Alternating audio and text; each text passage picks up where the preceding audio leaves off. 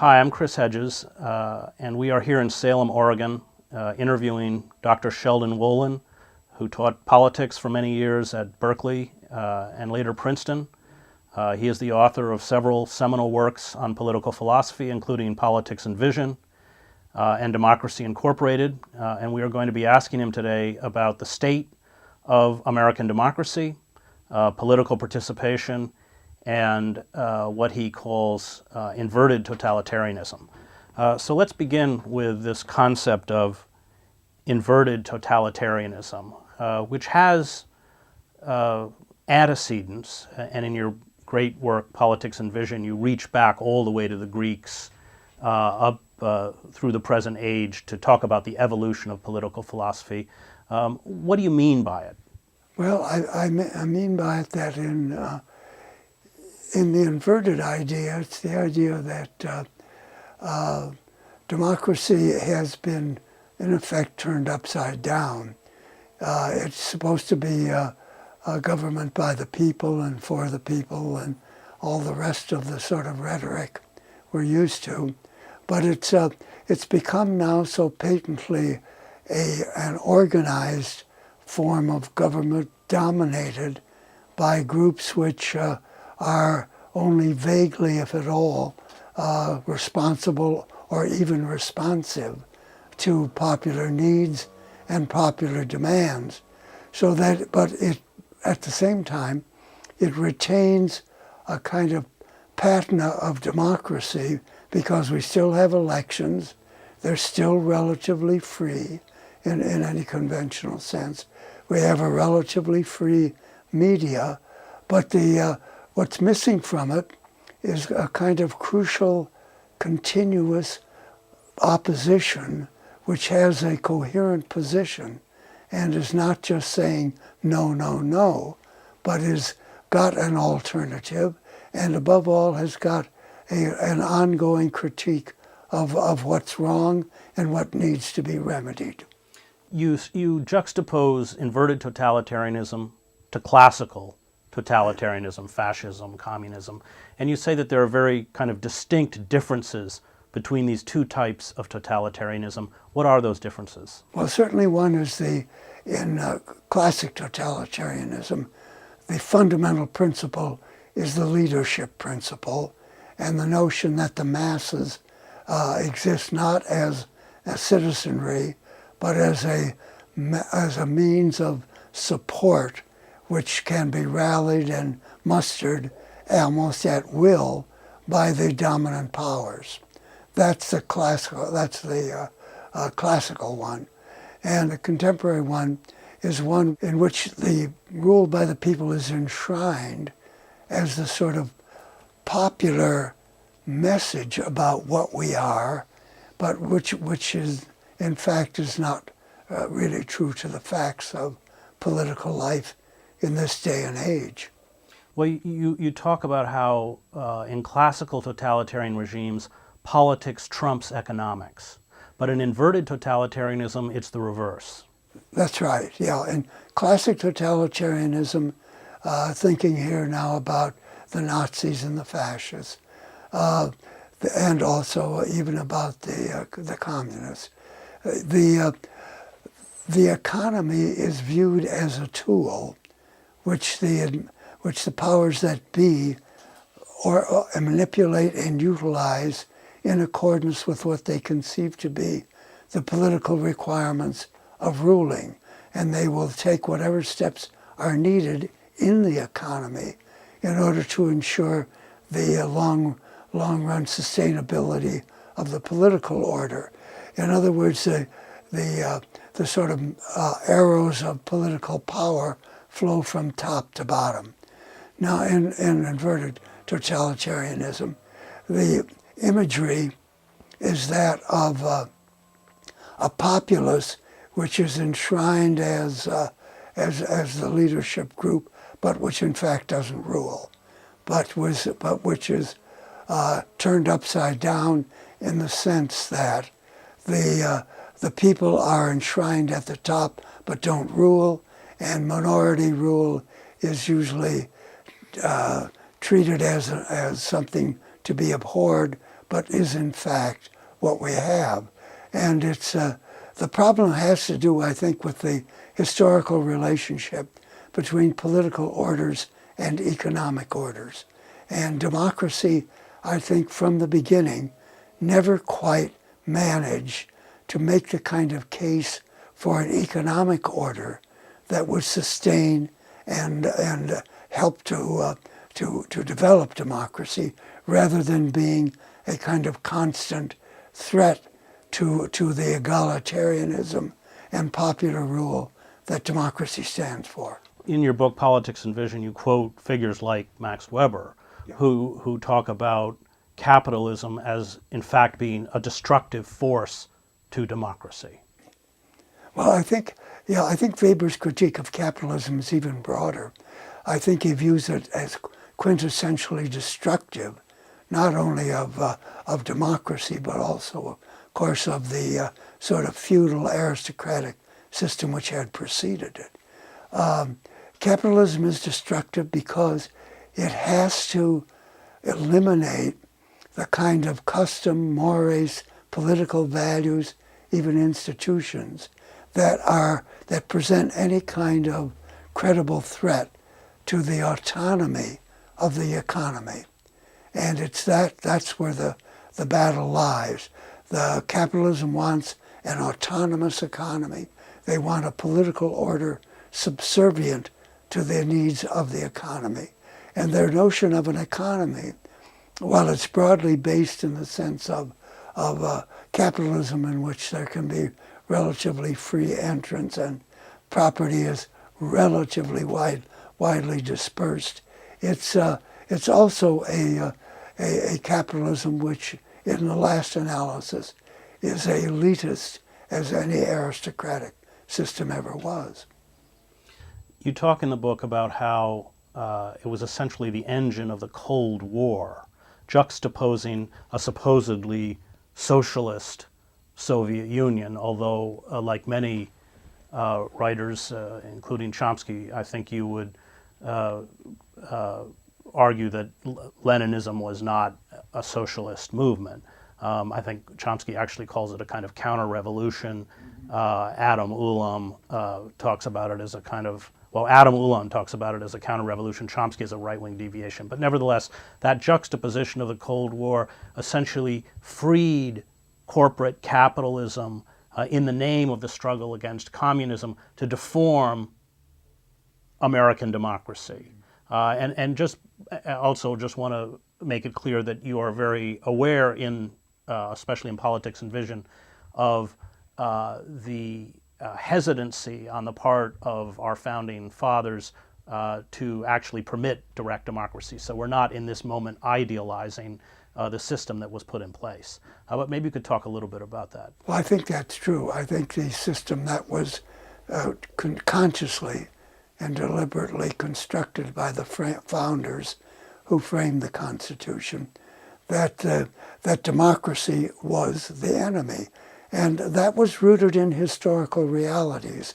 Many of the colonial governments had a very strong popular element that became increasingly prominent as the colonies moved towards rebellion.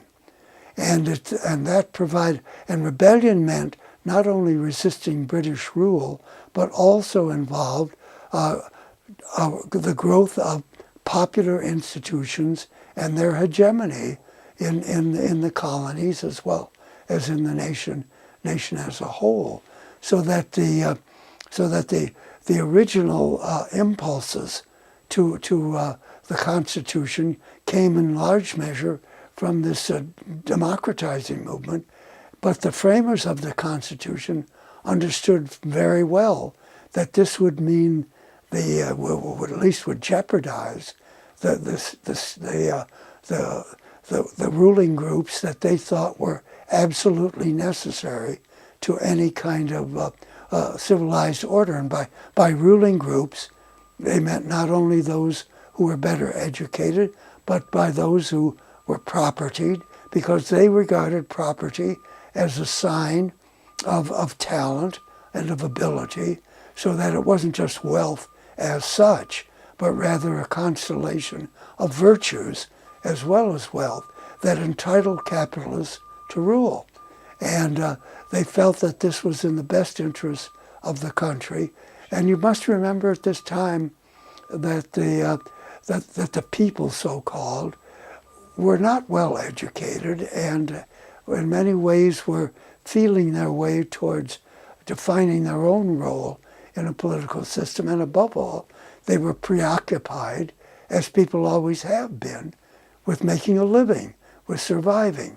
And those were difficult times, as most times are, so that politics for them could only be an occasional activity, and so that there would always be an uneasy relationship between a democracy that was often quiescent and a form of rule which was constantly trying to reduce as far as possible democratic influence in order to permit those who were qualified to govern the country in the best interests of the country. And of course, when we talk about property, we must include slaveholders. Indeed, indeed. Although, of course, there was, in the beginning, a tension between the northern colonies and the southern colonies. This fear of direct democracy is kind of epitomized by Thomas Paine, who was very useful in fomenting revolutionary consciousness, but essentially turned into a pariah once the revolution was over and the native aristocracy sought to limit the power of participatory democracy. Yeah, I think that's true. I think it's too bad Paine didn't have at his disposal Lenin's phrase, permanent revolution, because I think that's what he felt, not in the sense of violence, but in the sense of a kind of conscious participatory element that was very strong, that would have to be continuous, and that it couldn't just be episodic, so that there was always a tension between what he thought to be democratic vitality and the sort of ordered, structured, election-related, term-related kind of political system that the framers had in mind. So let's look at the Cold War, because in Politics and Vision, as in Democracy Incorporated, you talk about the framing of what Dwight MacDonald will call the psychosis of permanent war, this constant battle against communism, as giving capital the tools by which they could destroy those democratic institutions, traditions, and values that were in place. How did that happen? What was the process? Well, I think it happened because of the way that the Cold War was framed. That is, it was framed as not only a war between communism and capitalism, but also a war of which the subtext was that communism was, after all, an ideology that favored ordinary people. Now, it got perverted, there's no question about that, by Lenin and by Stalin, and into something very, very different.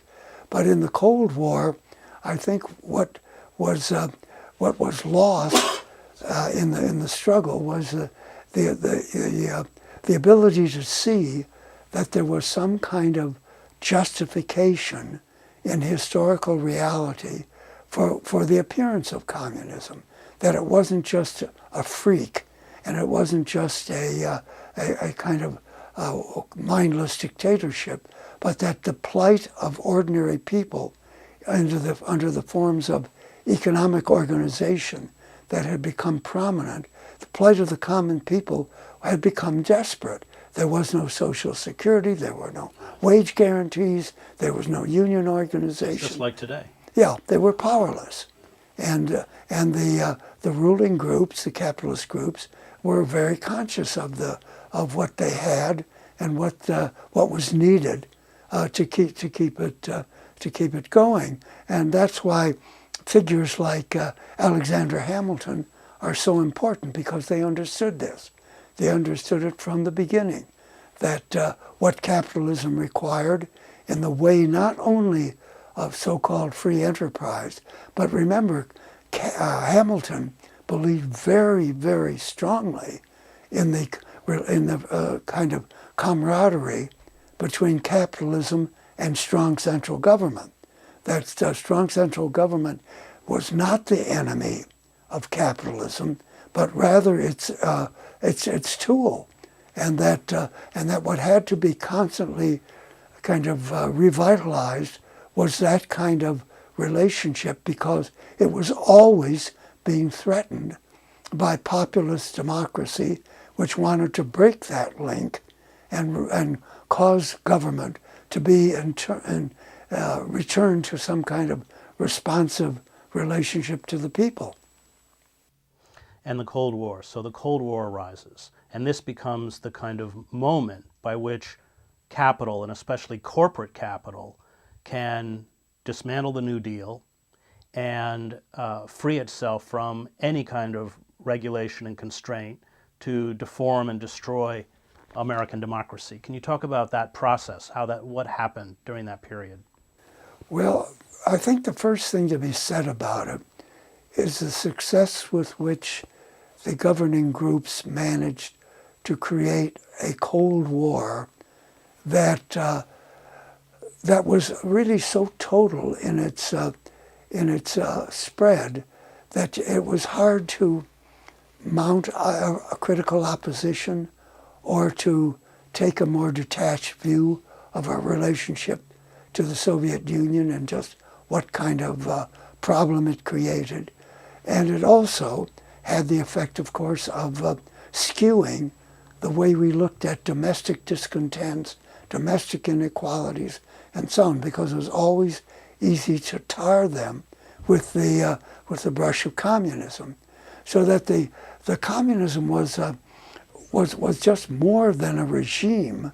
It was also a kind of total depiction of what was the threat to and a complete opposite to our own form of society, our own form of economy and government. And in Politics and Vision, you talk about, because of that ideological clash, therefore, any restriction of capitalism, which was defined in opposition to communism as a kind of democratic good, if you want to use that word, was lifted in the name of the battle against communism, that it became capitalism that was juxtaposed to communism rather than democracy. And therefore, this empowered capital in a very pernicious way to dismantle democratic institutions in the name of the war on communism. Oh, I think there's no question about that. The notion that you first had to, so to speak, unleash the great potential capitalism had for improving everybody's economic lot, and the kind of constraints that had been developed not only by the New Deal, but by progressive movements throughout the 19th century and early 20th century in the United States, where it had been increasingly understood that while American economic institutions were a good thing, so to speak, and needed to be nurtured and developed, they also posed a threat. They posed a threat because they tended to result in concentrations of power, concentrations of economic power that quickly translated themselves into political influence because of the inevitably porous nature of democratic representation in elections and rule. So that the difficulty's been there for a long time, been recognized for a long time, but we go through these periods of sleepwalking where we have to relearn lessons that have been known almost since the birth of the Republic, or at least since the birth of Jeffersonian democracy, that capitalism has its virtues, but it has to be carefully watched, observed, and often controlled. Thank you. Please join us for part 2 later on with our interview with Professor Sheldon Wolin. Professor Wolin, we were talking about the freeing of corporate capital because of the Cold War from internal democratic restraints. And that freeing saw corporate capital really make war against participatory democracy, democratic institutions.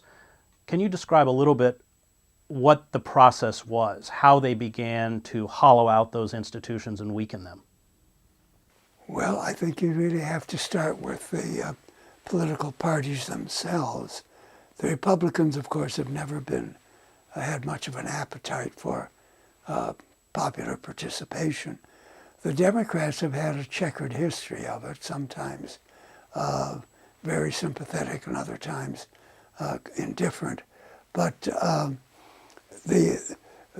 during the 60s and really even during the 50s as well,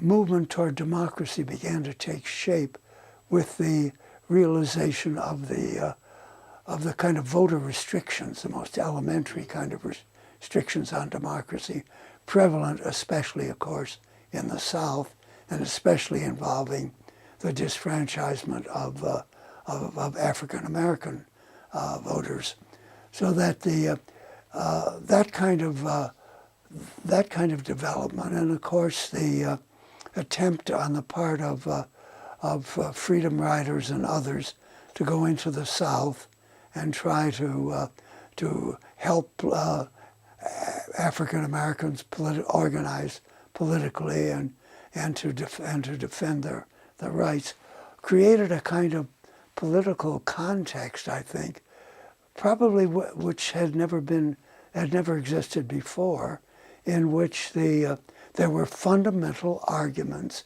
about franchise, election, disenfranchisement, race, and a range of related issues that simply called for a kind of a debate that, as I say, had scarcely been raised for decades, and it meant that a certain generation or a couple of generations had a political exposure that was truly unprecedented in recent American history. Not only the freedom riders who went down, but practically every campus in the country was affected by it, and not only because various faculty and students went to Alabama and elsewhere, but because it became a standard topic of conversation to learn how the movement was doing, what kind of obstacles were being met, and what we could do. And there were marches and marches and marches, so that it was a political experience that was, I think, as I've said, unprecedented in terms of its intensity and in terms of the huge number of citizens being involved of a younger age. And yet, when we look back at the 1930s, what I think marked the so-called New Left was that it was not coupled with labor. No, it wasn't. No, it wasn't.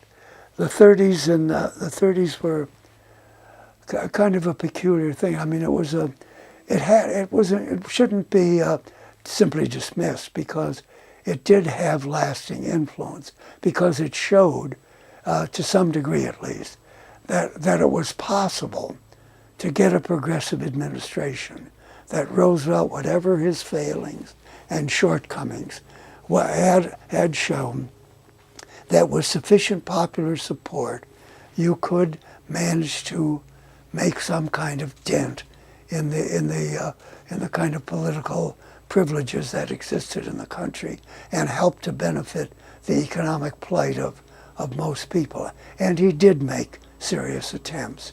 It of course ran into all kinds of problems, but that's the nature of politics. But I don't think it can be underestimated the extent to which the New Deal influence spread throughout the society. I think it had an extraordinary effect, long-run effect, in terms of igniting ideas about popular participation and its possibilities. And yet it was really a response to the breakdown of capitalism.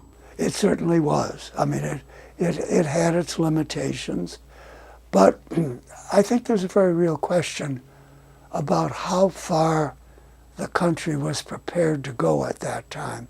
It's important to remember that the early 30s, meaning by that from 1932, say, on, was not only a period of New Deal ferment, it was also a period of reactionary ferment, and that one mustn't forget such things as the Liberty League, and also, and above all, Father Coughlin, who was an extraordinary figure, someone who began as a defender of the New Deal and ended up as a bitter anti-Semite, and had to be disowned or at least throttled by his own church. It had become so extreme.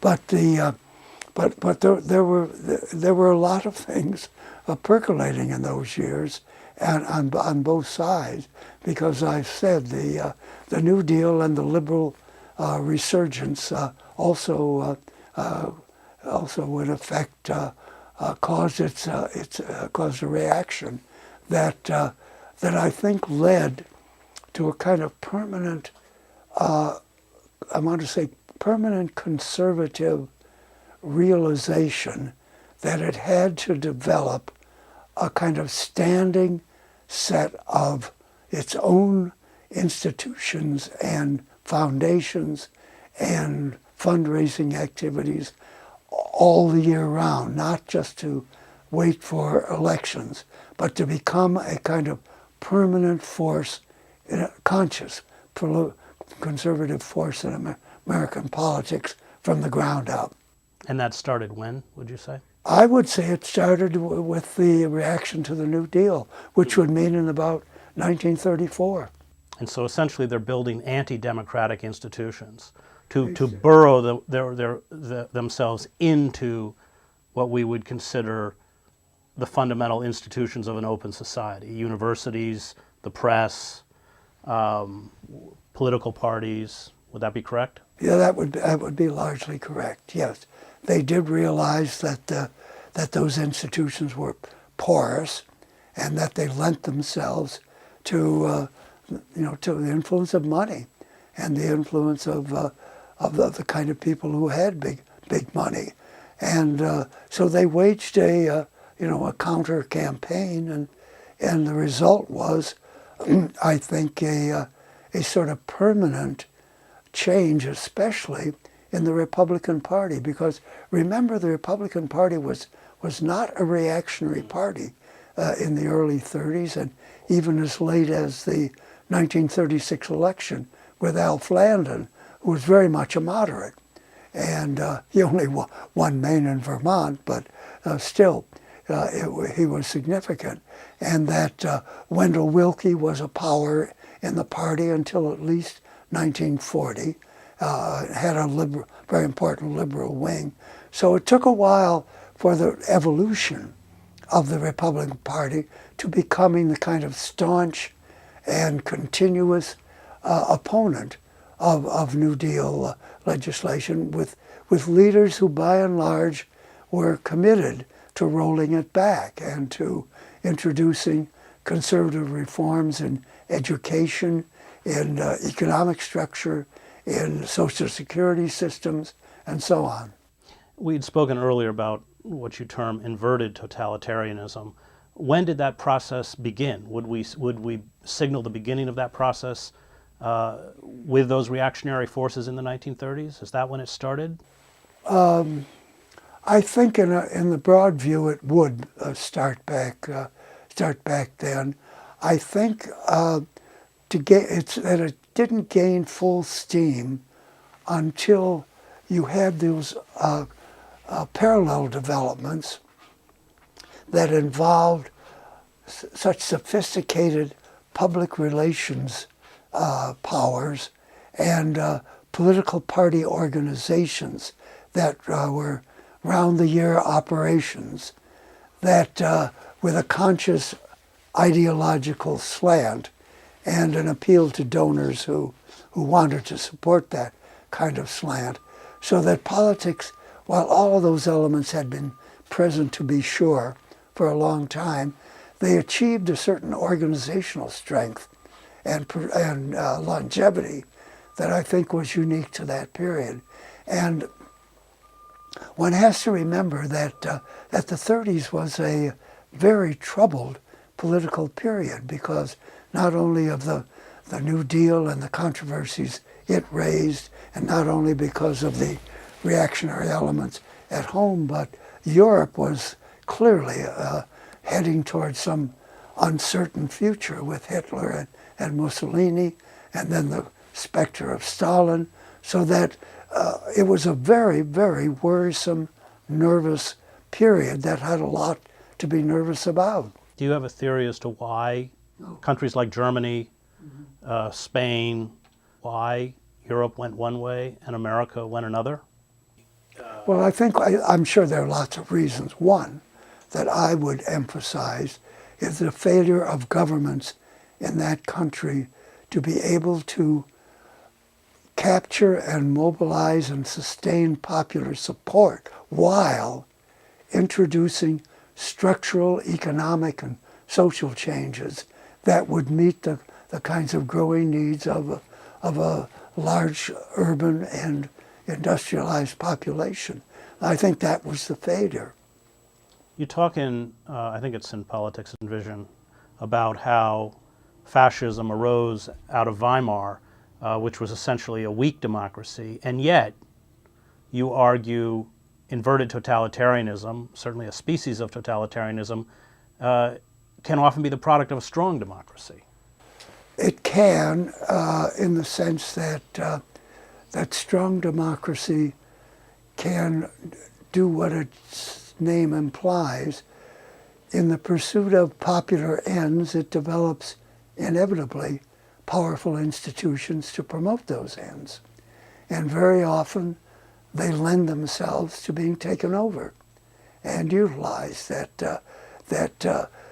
For example, that popular means of communication and news information and so on can become, very easily propaganda means for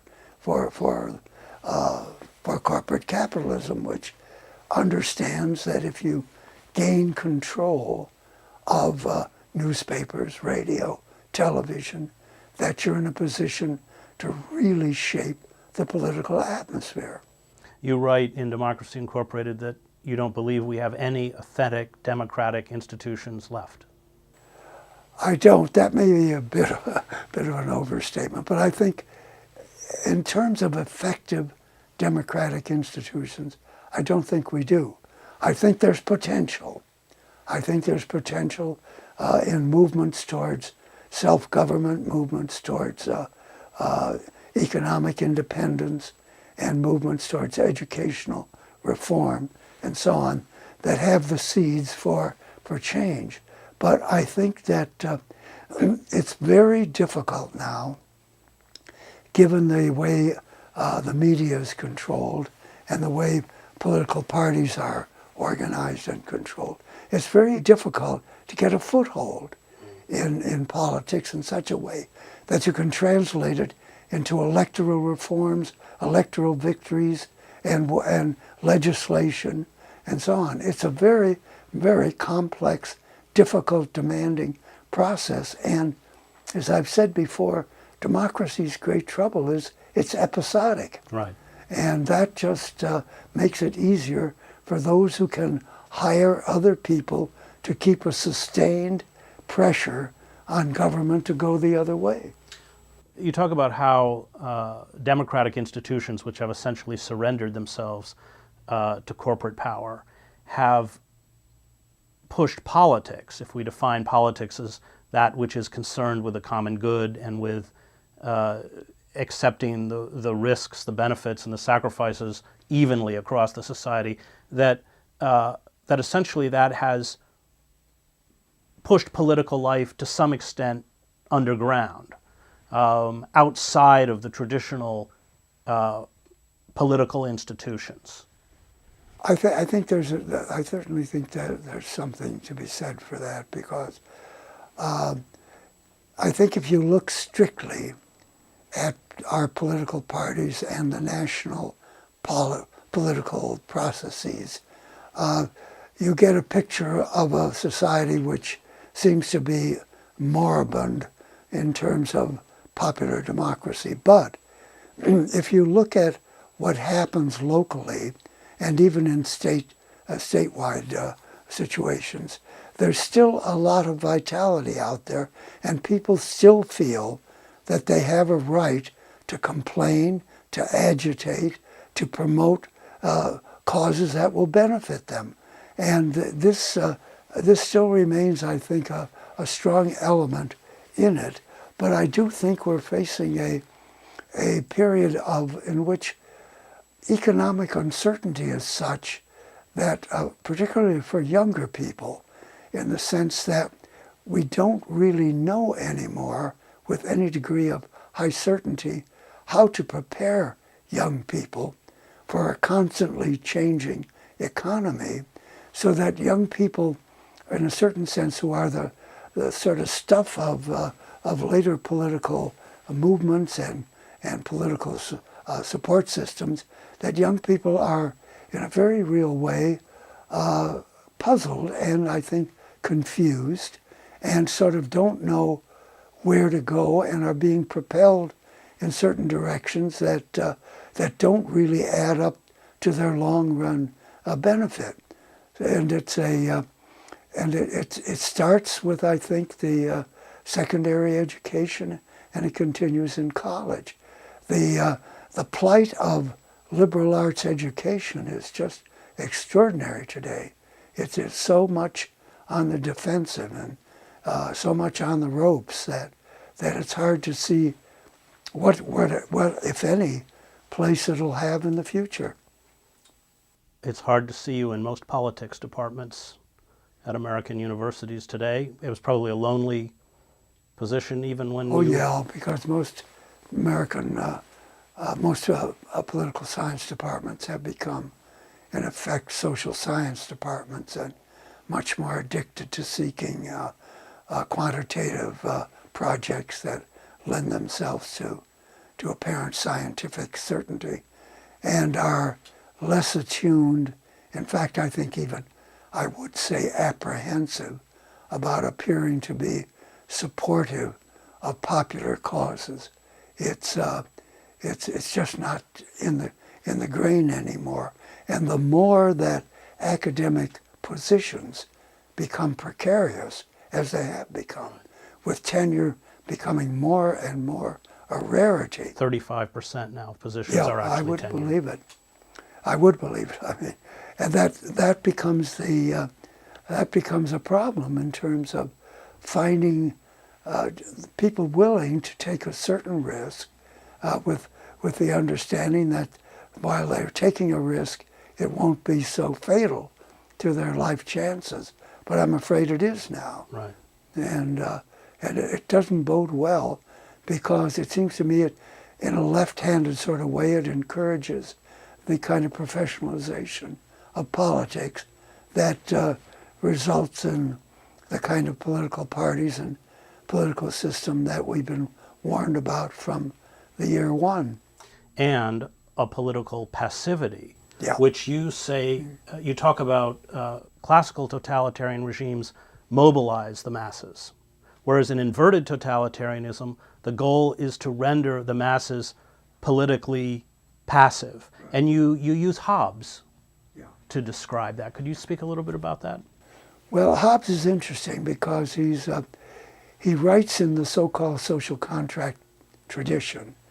And that had been a tradition which grew up in the late 16th and 17th century. The social contract position had furthered the notion that a political society and its governance should be the result of an agreement by the people as to what sort of government they wanted and what sort of role they wanted to play for themselves in such a government. So that the social contract was an agreement they made with each other, that they would create such a system and that they would support it, but they would reserve the right to oppose it, even rebel against it, if it proceeded to work contrary to the designs of the original contract. So that that became the sort of medium by which democratic ideas were carried through the 17th century and into much of the 18th century, including the American colonies and the arguments over the American Constitution as well, and especially, I should add, in the arguments about state constitutions and government. And that fostering of political passivity, you said or have said in your work, is caused by what you were speaking about earlier, the economic insecurity, the precariousness of the position, which I think you go back to Hobbes as citing as one of the kind of fundamental controlling elements to shut down any real political activity. I think, yes, I believe that very strongly. I think if you go back way to the Athenian democracy, one of the things you notice about it is that it paid citizens to participate. In other words, they would be relieved from a certain amount of economic insecurity in order to engage actively in politics. Well, when we get to our times and modern times, that kind of guarantee doesn't exist in any form whatsoever. We barely can manage to have an election day that isn't where we suspend work and other obligations to give citizens an opportunity to vote. They have to cram a vote into a busy normal day. So that the relationship between economic structures and institutions and political institutions of democracy are just really in tension now, in which the requirements of the one are being undercut by the operations of the other. And I don't see any easy solution to it, because the forces that control the economy control to a large extent public opinion, modes of publication, and so on, and make it very difficult to mount counter views. Well, in fact, to engage in real participatory democracy or political activity is to put yourself in a more precarious position vis-a-vis your work, your status within the society. There's no question about it. And that's true of, I think, virtually every activity. It's now certainly frowned upon in academic work, and it's certainly in public education. It's frowned on, and there's no effort made to really make it a bit easier for people to participate. And the intensity that economic survival requires today leaves most people exhausted. And understandably, they don't have much, if any, time for politics.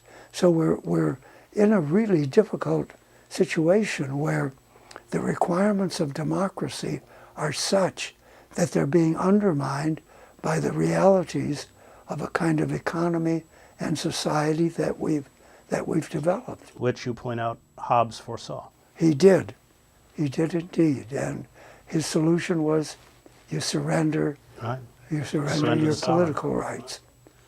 Yep. Thank you. Stay tuned for part 3 with our discussion with Professor Sheldon Wolin. You talk in both of your books about superpower, which you call the true face of inverted totalitarianism. What is superpower? How do you describe it? Well, I think it's important to grasp that superpower includes, as one of its two main elements, the modern economy. And the modern economy, with its foundations in not only economic activity, but scientific research is always a dynamic economy and always constantly seeking to expand, to get new markets, to be able to produce new goods and so on. So that superpowers dynamism becomes a kind of counterpart to the character of the modern economy, which has become so dominant that it defines the political forms. I mean, the first person to really recognize this, which we always are embarrassed to say, was Karl Marx, who did understand that economic forms shape political forms, that economic forms are the way people make a living, they're the way goods and services are produced, and they determine the nature of society, so that any kind of government which is responsive to society is going to reflect that kind of structure and in itself be undemocratic, be elitist in a fundamental sense, and have consumers as citizens. And Marx would also argue that it also defines ideology. It does. It does define ideology. And Marx was really the first to see that ideology had become a kind of, although there are antecedents, had become a kind of preconceived package of ideas and centered around the notion of control, that it represented something new in the world because you now had the resources to disseminate it, to impose it, and to generally make certain that a society became, so to speak, educated in precisely the kind of ideas you wanted them to be educated in. And that became all the more important when societies entered the stage of relatively advanced capitalism, where the emphasis was upon work, getting a job, keeping a job, holding it in insecure times. And when you got that kind of situation, everybody wants to put their political beliefs on hold. They don't want to have to agonize over them while they're agonizing over the search for work or worrying about the insecurity of their position. They are understandably preoccupied with survival. And at that point, democracy becomes at best a luxury and at worst simply an afterthought. And it's so that its future becomes very seriously compromised, I think.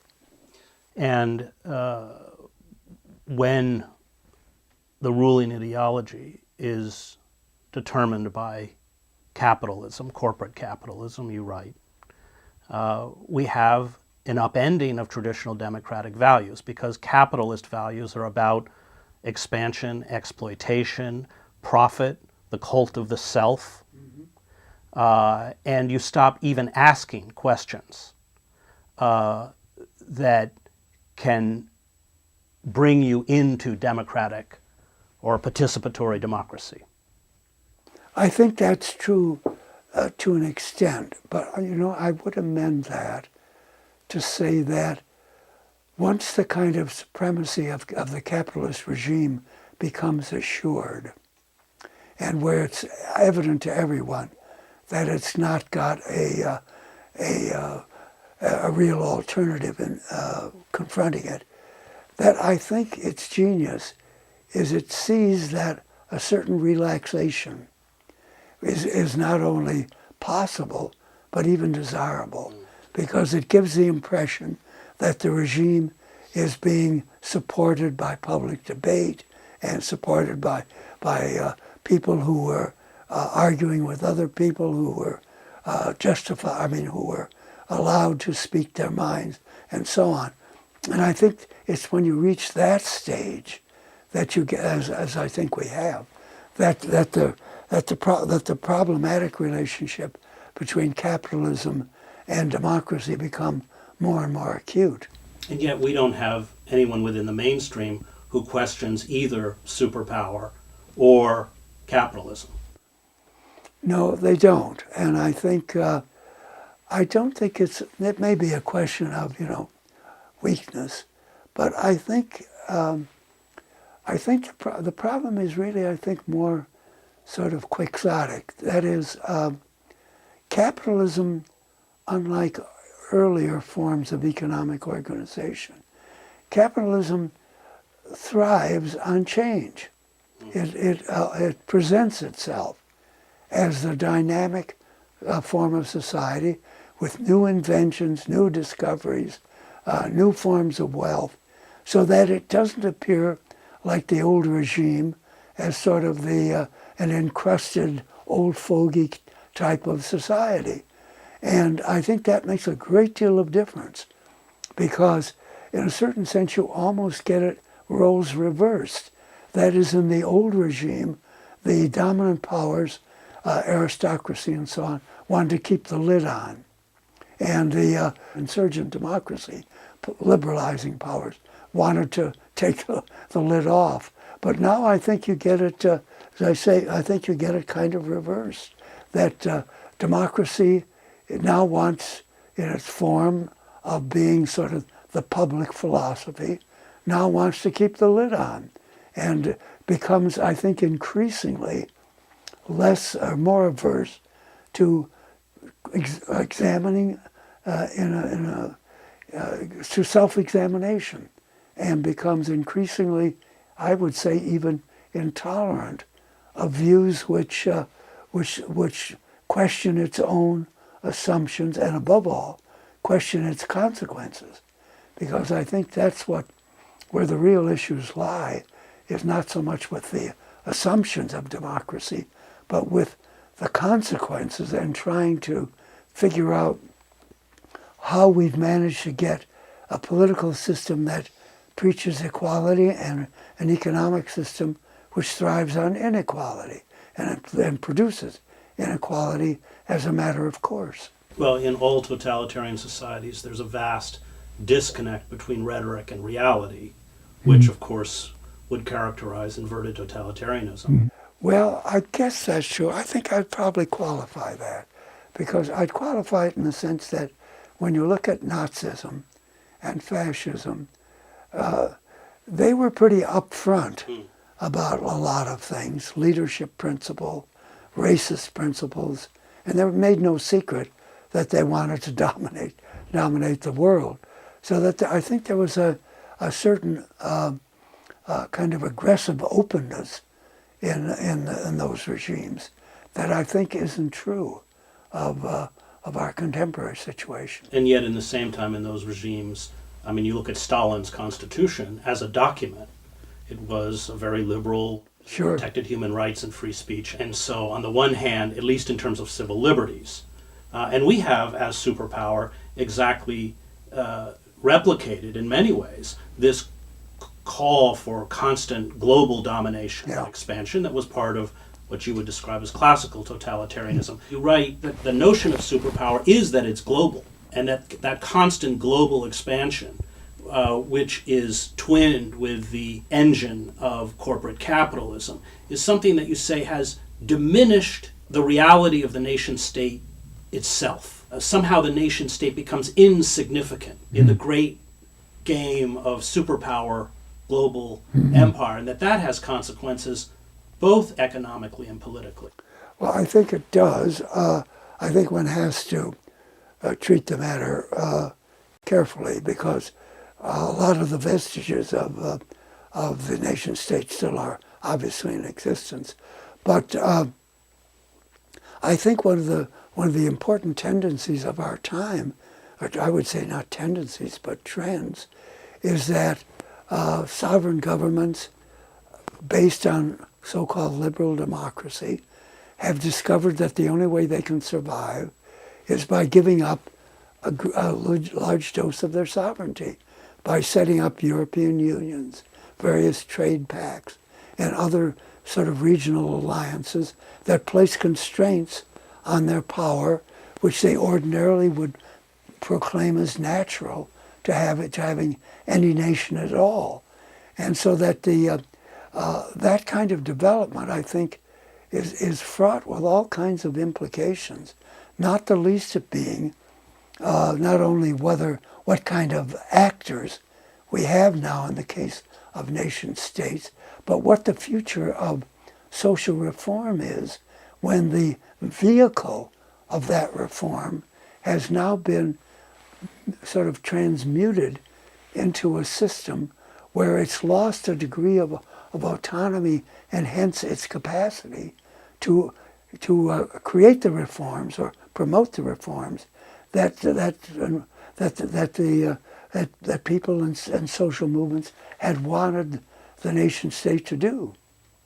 And part of that surrender has been the impoverishment of the working class with the flight of manufacturing. And I think it's in Politics and Vision, you talk about how the war that is made by the inverted totalitarian system against the welfare state never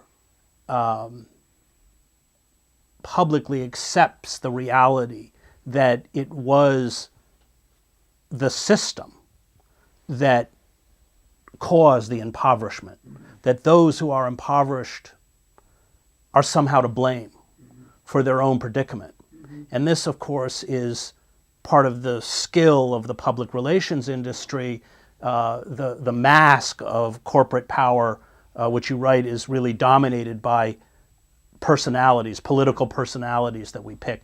And that has had, I think, I don't know if you'd agree, a kind of a very effective, has been a very effective way by which the poor and the working class have internalized their own repression and in many ways become disempowered, because I think that message is one that even at a street level, many people have ingested. Mm-hmm. Yeah, I think you're right about that. The problem of how to get a foothold by democratic forces in the kind of society we have is so problematic now that it's very hard to envision how it would take place, and the ubiquity of the present economic system is so profound, and it's accompanied by this apparent denial of its own reality. Yeah. That it becomes very hard to find a defender of it who isn't really doesn't want to claim in the end that he's really on your side.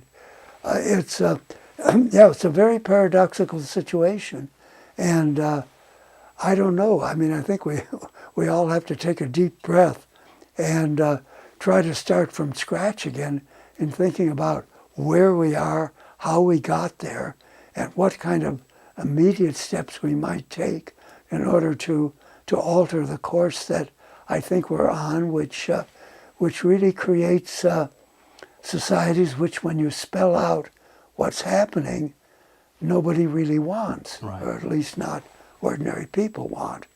It's a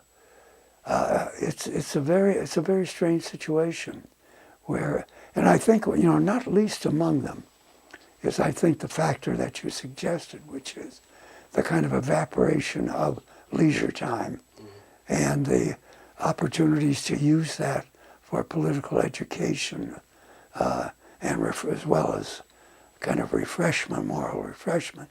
But it's a really totally unprecedented situation where you've got affluence, opportunity, and so on, and you have these kinds of frustrations, injustices, and really very diminished life prospects.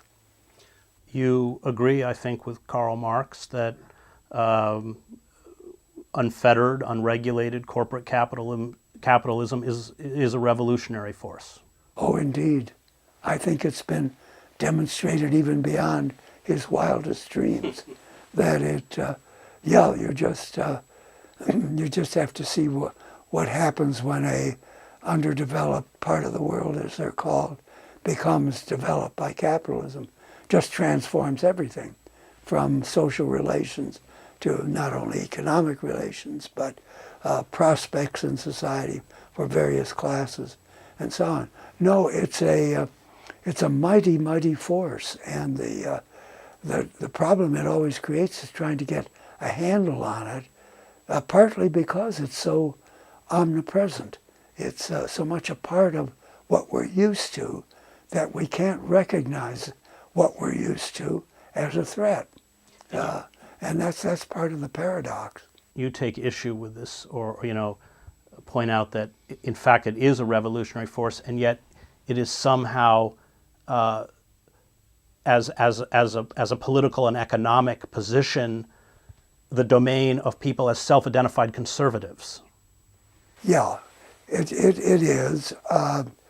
I think they're conservative on sort of one side of their face, as it were, because I think they're always willing to radically change, let's say, social legislation that's in existence to defend people, ordinary people. I think they're very selective about what they want to preserve and what they want to either undermine or completely eliminate. That's of course the kind of way that the political system presents itself in kind of an interesting way. That is, you get this combination of conservative and liberal in the party system. I mean, the Republicans stand for pretty much the preservation of the status quo, and the Democrats have as their historical function the kind of moderate reformism that's going to deal with some of the excesses without challenging very often the basic system. So that it kind of strikes a wonderful balance between preservation and criticism. The criticism, because the preservation element is so strong, criticism becomes always constructive in the sense that it presumes the continued operation of the present system in its main elements. Of both corporate capitalism and superpower. Absolutely. And yet you say that at this point, political debate has really devolved into what you call non-substantial issues. Issues that don't really mean anything if we talk about politics as centered around the common good.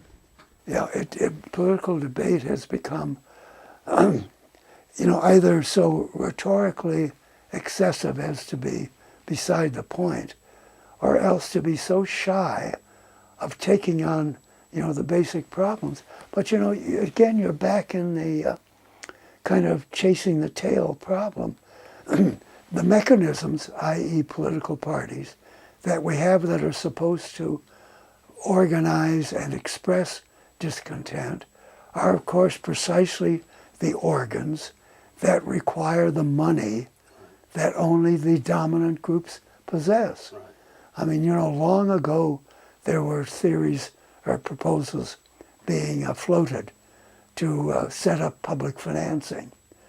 But public financing, even as it was conceived then, was so minuscule that you couldn't possibly even support a kind of lively political debate in a modest way. Now, politics has become such an expensive thing that it's that I think really the only way to describe it realistically is to talk about it as a political economy or an economic kind of political economy. It's got those two are inextricable elements now in the business of the national or state governments too.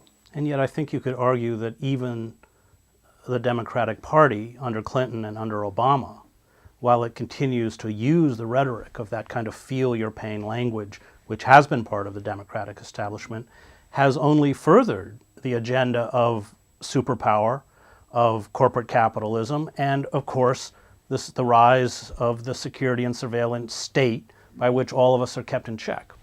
Yeah, I think that's true because the reformers have simply hesitated, really hesitated to undertake any kind of focus upon political reform. Haven't the reformers been bought off, in essence? I think it's a no-no subject. I don't think it even has to be bought off anymore. I think that it is such a kind of third rail that nobody wants to touch it, because I think there's a real inbuilt fear that if you mess with those kind of so-called fundamental structures, you're going to bring down the house, and that includes messing with them even by constitutional legal means. That it's so fragile, so delicate, so this, that, and the other thing that inhibit all kinds of efforts at reforming it. It's as the phrase used to go, it's a machine that goes of itself. So they think. Thank you. Stay tuned for part 4 coming up of our interview with Professor Sheldon Wolin. I wanted just to go through, and I've taken notes from both of your books, Politics and Vision and Democracy Incorporated, of the characteristics of what you call inverted totalitarianism, which you use to describe the political system that we currently live under. You said it's only in part a state-centered phenomena. What do you mean by that? Well, I mean by that one of the striking characteristics of our age is the extent to which so-called private institutions, like the media, for example, are able to work towards the same end of control, pacification that the government is interested in. That the idea of genuine opposition is usually viewed as subversion. And so that criticism now is a category that we should really look at and examine, and to see whether it really amounts to anything more than a kind of mild rebuke at best, and at worst a way of sort of confirming the present system by showing its open-mindedness about self-criticism. And you said that there's a kind of fusion now of, and you talk a lot about the internal dynamics of corporations themselves, the way they're completely hierarchical, even the extent to which people within corporate structures are made to identify with the corporation on a kind of personal level. Even, and I speak as a former reporter for the New York Times, even we would get memos about the New York Times family, which is, of course, absurd. And you talk about how that value system, or that structure of power, coupled with that type of propaganda, has just been transferred to the state. Mm-hmm. That the state now functions in exactly the same way, the same hierarchical way. It uses the same forms of propaganda to get people at once to surrender their political rights, and yet to identify themselves through nationalism, patriotism, and the lust for superpower itself, which we see now, across the political landscape. Yeah, no, I think that's a very strong element, in fact, decisive element in our present situation. There's been a kind of conjuncture between the way that social and educational institutions have shaped a certain kind of mentality among students, among faculty, and so on, and the media itself, that are in lockstep with the requirements of the kind of political economic order that we have now, and that the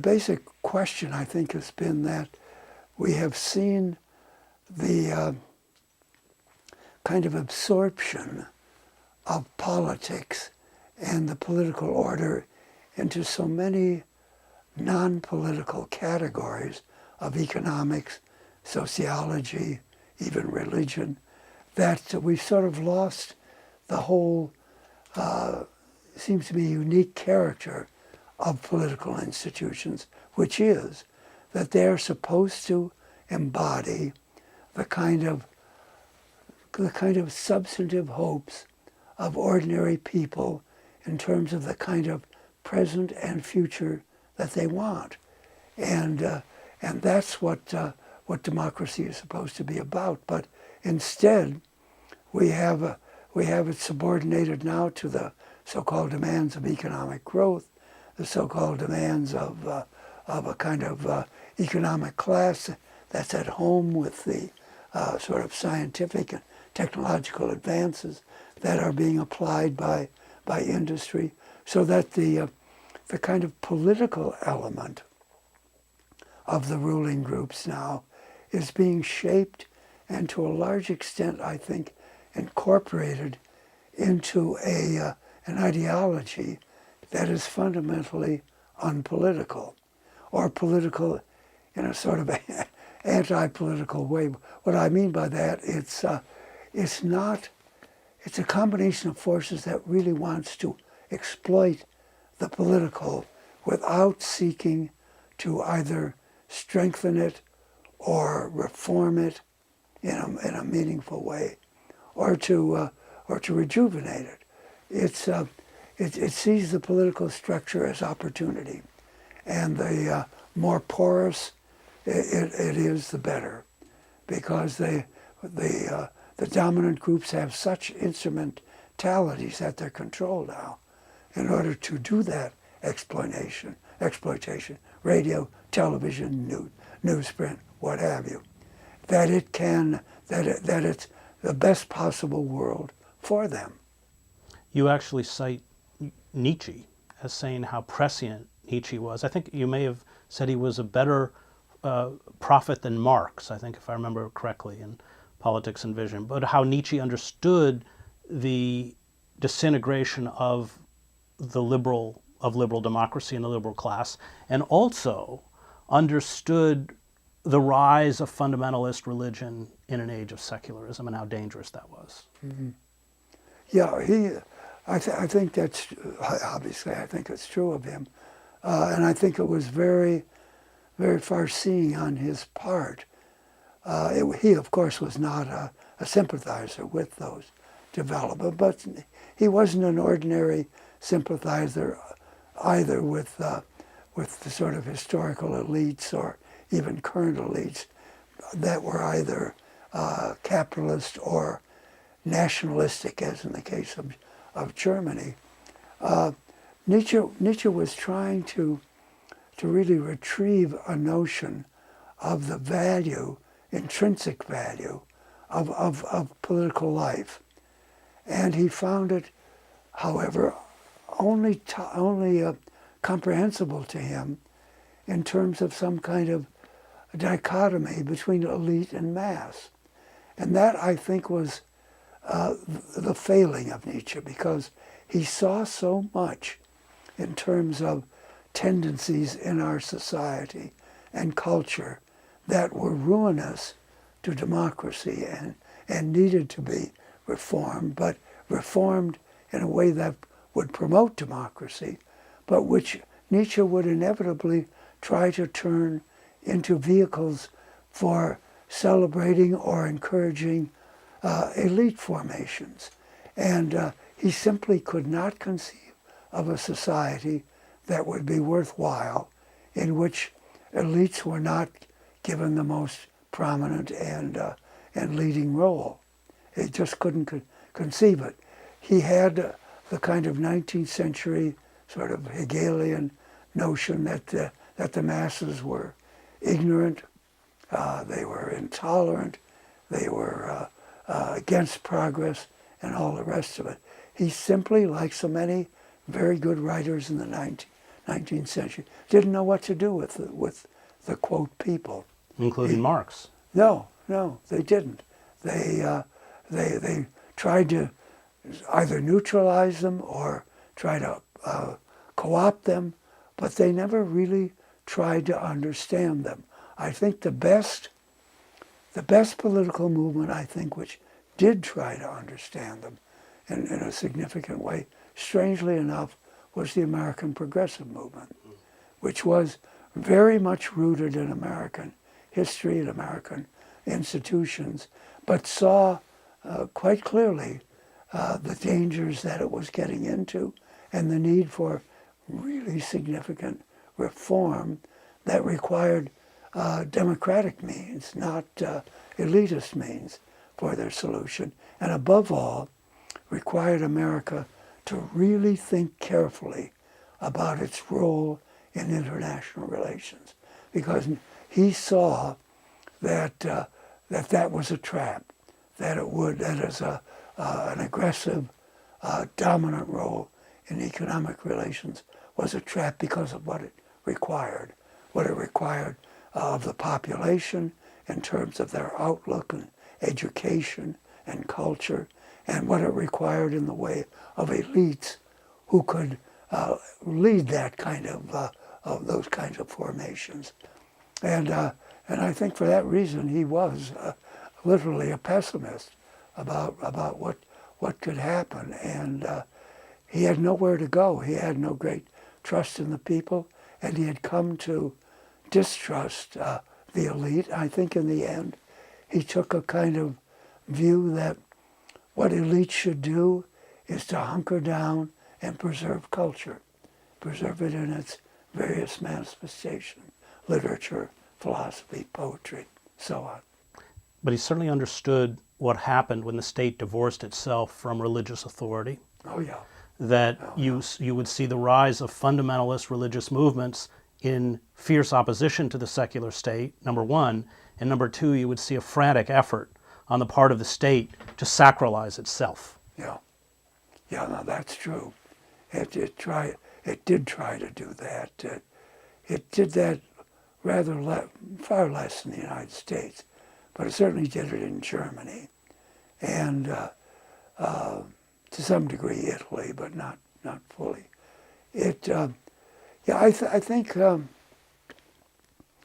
I think to some extent the problem that Nietzsche gets into, I think, is an overstatement of a position that assumed a kind of sustained religiosity on the part of ordinary people that I simply don't think was true. I don't mean to say that they became skeptics or they became agnostics or anything of the sort, but I do think there was a slackening and a lessening of religious commitments and a kind of marginalization of ecstasy groups. And Are you talking about the end of monarchy? no, the end of really the significant role of religion in the constitution of the modern state. Which would have been the end of monarchy, wouldn't it? It would have been the end of monarchy, except in a kind of symbolic role. It would have been the end of monarchy. I do think that monarchy probably would always require some kind of sacral element. Certainly the remnants of it in countries for a while like Spain and Greece indicated that. But no, it did undermine monarchy. There's no question about it. Most modern tendencies have undermined it, and monarchs have mostly been showpieces and not much else. You also talk about inverted totalitarianism as not only signaling the political demobilization of the citizenry, but how it's never expressed conceptually as an ideology or objectified in public policy. What do you mean by that? Well, I mean by that it hasn't been crystallized in just those terms. That it's operational. Its operations is really a combination of elements that whose interlocking and coherence together have never been either properly appreciated or publicly debated in any sustained way. And I think that there's been a sort of creeping quality to it that it becomes more and more significant as the requirements of a modern economy and a modern education system become more and more apparent. And that, but it's never provoked the kind of crisis that has led to fundamental re-examination. It's, there have been critics, there have been complaints, and so on, but it's never, opposition has never really been focused in a way that presented a serious challenge. Because it's never named. It never names itself. No, you cannot use that name. I mean, it's that simple. You cannot use capitalism as a, in a way that's opprobrium. You said that in inverted totalitarianism, it is furthered by power holders and citizens who often seem unaware of the deeper consequences of their actions or inactions. What I find interesting about that statement is you say even the power holders don't understand their actions. Yeah, I don't think they do. I think that's I think that's apparent not only in so-called conservative political office holders, but liberal ones as well. There's such, and I think the reason for it isn't far to seek. The demands of contemporary political decision-making, that is actually having to decide things in legislation or executive action in a complex political society and economic society such as ours, in a complex political economic society such as the world is, make reflection very difficult. They make it extremely difficult, and everybody's caught up in the demands of the moment, and understandably so. It becomes again a kind of game of preservation, of keeping the ship of state afloat, but not really trying seriously to change its direction, except maybe rhetorically. No, I think the demands of the world are such now, and so dangerous, with the kind of weaponry and resources available to every crank and nut in the world, makes it extremely difficult for governments to let down to relax a moment and think about social order and the welfare of the citizens in some kind of way that's divorced from the security potential of the society. We spoke earlier about how, because corporate forces have essentially taken over not only systems of media but systems of education, they've effectively destroyed the capacity within these institutions for critical thinking. And what they've done is educate generation, now probably a couple generations, of systems managers, people whose expertise, technical expertise, revolves around keeping the system as it's constructed viable and afloat, so that when there's in 2008, the global financial crisis, they immediately loot the U.S. Treasury to infuse staggering $17 trillion worth of money back into the system. And what are the consequences? We'd spoken earlier about how even the power holders themselves don't often understand where they're headed. What are the consequences of now lacking the ability to critique the system or even understand it? What are the consequences environmentally, economically, in terms of democracy itself, of feeding and sustaining that system of corporate capitalism or inverted totalitarianism? Well, I think the only question would be how, what kind of time span you're talking about. I mean, I see the kind of erosion of those institutions that you mentioned as so continuous that it won't take terribly long before the substance of them is completely hollowed out, and what you will get is institutions which do no longer play the role they were intended to, either role of lawmaking in an independent way, or criticism, or responsiveness to an electorate. So that I think the consequences are with us already, and of course the turnoff on the part of the voters is just one indication of it. But the level of public discourse is certainly another. So that I see it as a process which now is finding fewer and fewer dissident voices that have a genuine platform and mechanism for reaching people. I don't mean that there aren't people who disagree, but I'm talking about, do they have ways of communicating, discussing what the disagreements are about, and what can be said about the contemporary situation that needs to be addressed.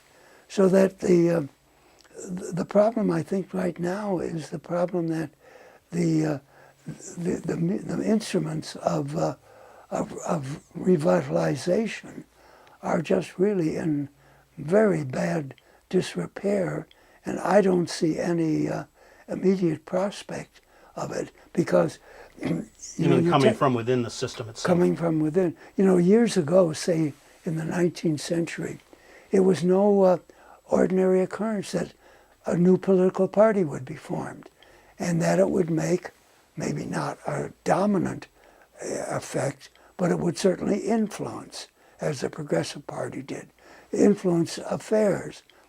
That's no more possible now than the most outlandish scheme you can think of. Political parties are so expensive that I needn't detail the difficulties that would be faced by anyone who tried to organize one. I think the beautiful example we have today, I just think fraught with implications, is the Koch brothers' purchase of the Republican Party. They literally bought it, literally. And they had a specific amount they paid, and now they've got it. There hasn't been anything like that in American history. To be sure, powerful economic interests have influenced political parties, especially the Republicans, but this kind of gross takeover, and in which the party is put in the pocket of two individuals, is without precedent. And that means something serious. It means that, among other things, you no longer have a viable opposition party. And while however much many of us may disagree with the Republicans, there is still an important place for disagreement. And now it seems to me that's all gone. It's now become a personal vehicle of two people, and one, God only knows what they're going to do with it. But I wouldn't hold my breath if you think constructive results are going to follow. Well, didn't Clinton just turn the Democratic Party into the Republican Party and force the Republican Party to become insane? Yeah, it's true. Yeah, I mean, it's true that the beginning with the Clinton administration, the Democratic Party has kind of lost its way too.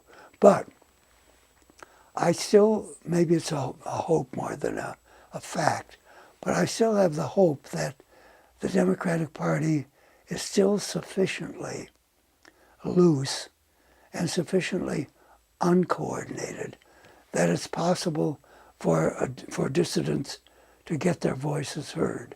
Now, it may not last very long, because in order to compete with the Republicans, there will be every temptation for the Democrats to emulate them.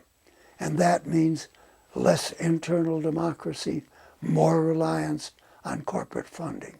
Wouldn't it be fair to say that after the nomination of George McGovern, the Democratic Party created institutional mechanisms by which no popular candidate would ever be nominated again? Oh, I think that's true. The McGovern thing was a nightmare to the party officials. And I'm sure they vowed that there would never be anything like it again. possible. And of course, there never has been. And it also means that you lost with that the one thing that McGovern had done, which was to revitalize popular interest in government. And so the Democrats not only killed McGovern, they killed what he stood for, which was more important. And you saw an echo of that in 2000 when Ralph Nader ran and engendered the same kind of grassroots enthusiasm. And just as it was the Democratic establishment that, virtually during the presidential campaign, the Connolly Democrats conspired with the Republican Party to destroy, in essence, their own candidate. You saw it was the Democratic Party that destroyed the viability of Nader. Yeah, no, that's true. That's true. The Democrats. It's not surprising because, as we've said many times, the Democrats are playing the same game as the Republicans and have a nuance and some historical baggage that compels them to be a little more to the left. But it seems to me that the conditions now in which political parties have to operate, conditions which involve large amounts of money, which involve huge stakes because of the character of the American economy now, which has to be very carefully dealt with and very cautiously. And given the declining role of America in world affairs, I think that there's every reason to believe that the cautionary attitude of the Democratic Party is emblematic of a new kind of politics where the room for maneuver and the room for staking out significant different positions is shrinking very, very much. Thank you very much. Stay tuned for part 5 coming up of our interview with Professor Sheldon Wolin. I wanted to ask about the nature of superpower and particularly the role of the military in superpower. And I thought I'd begin by asking, because the military is something you have personal experience with. You were a pilot of a B-24. Were these the flying fortresses? Was that? Bombardier and Navigator was what I was. A bombardier and a navigator. Yeah. And in the South Pacific? Yes. Mm-hmm. And you flew how many combat? 51. 51 missions. Mm-hmm. And what was from when to when, and what were you targeting? Well, our group started from Guadalcanal when the Americans took it over finally. And what we were essentially was the Air Force to support MacArthur. And MacArthur's strategy was to proceed by island, taking them back from the Japanese and getting closer and closer to Japan proper. And we were the support group for that, which meant softening up the Japanese island holdings prior to invasion. And then the other unfortunate mission we had was to chase the Japanese Navy, which proved disastrous. Isn't that a novel use of? Aren't those about as maneuverable as a tank in the air? Terrible. Oh. We received awful losses from that because these big lumbering aircraft, particularly flying low to try to hit the Japanese Navy, and we lost countless people in it, countless. So, and that's what. So we spent that, and we were going from island to island, making our way eventually to the Philippines itself. And then I left at that point. I had finished my missions, and the Air Force was at that point preparing for the invasion of Japan, which of course didn't actually take place. Where were you when the bombs were dropped on Hiroshima and Nagasaki? I was on a road to Miami Beach to visit I had my wife and we were going to visit my mother. Did you at the time recognize the significance of that? I didn't, I don't think. We quickly learned something about it because there were some people I was associated with who knew some of the men involved in the development of it. And they used to tell me things about Oppenheimer and the others, that especially of course, you became aware of this when Oppenheimer ran into his own trouble with the un-American activities people. Well, and this is because he turned on the nuclear program after Right, yes, he producing did. Yes, he did. the weaponry. Yeah. What, from your own experience, because you write about the military and you write about superpower, but your own experience in the military, what did you learn from that? What did, it wasn't theoretical for you. You were in war. You were in the giant bureaucracy of the military itself. Well, you must remember the cardinal fact, which is we were all so young. I was 19, and the other members of our crew, there was only one who was about 23 or 24. So we were all extremely, inexperienced and impressionable. And we were, flying these giant bombers and going into combat not knowing anything about what it meant except, sort of formal lectures, which we might have had. So the experience was always quite traumatic in a lot of ways. Some of it didn't register until much later, but for some of them, the people I knew, it registered very soon, and we had quite a few psychological casualties of men, boys, who just couldn't take it anymore, just couldn't stand the strain of getting up at 5 in the morning and proceeding to get into these aircraft and go and getting shot at for a while and coming back to rest for another day. It was a difficult time. It was a very difficult time, and I think the fact that saved us was that we were so young, we didn't know what was going on, basically.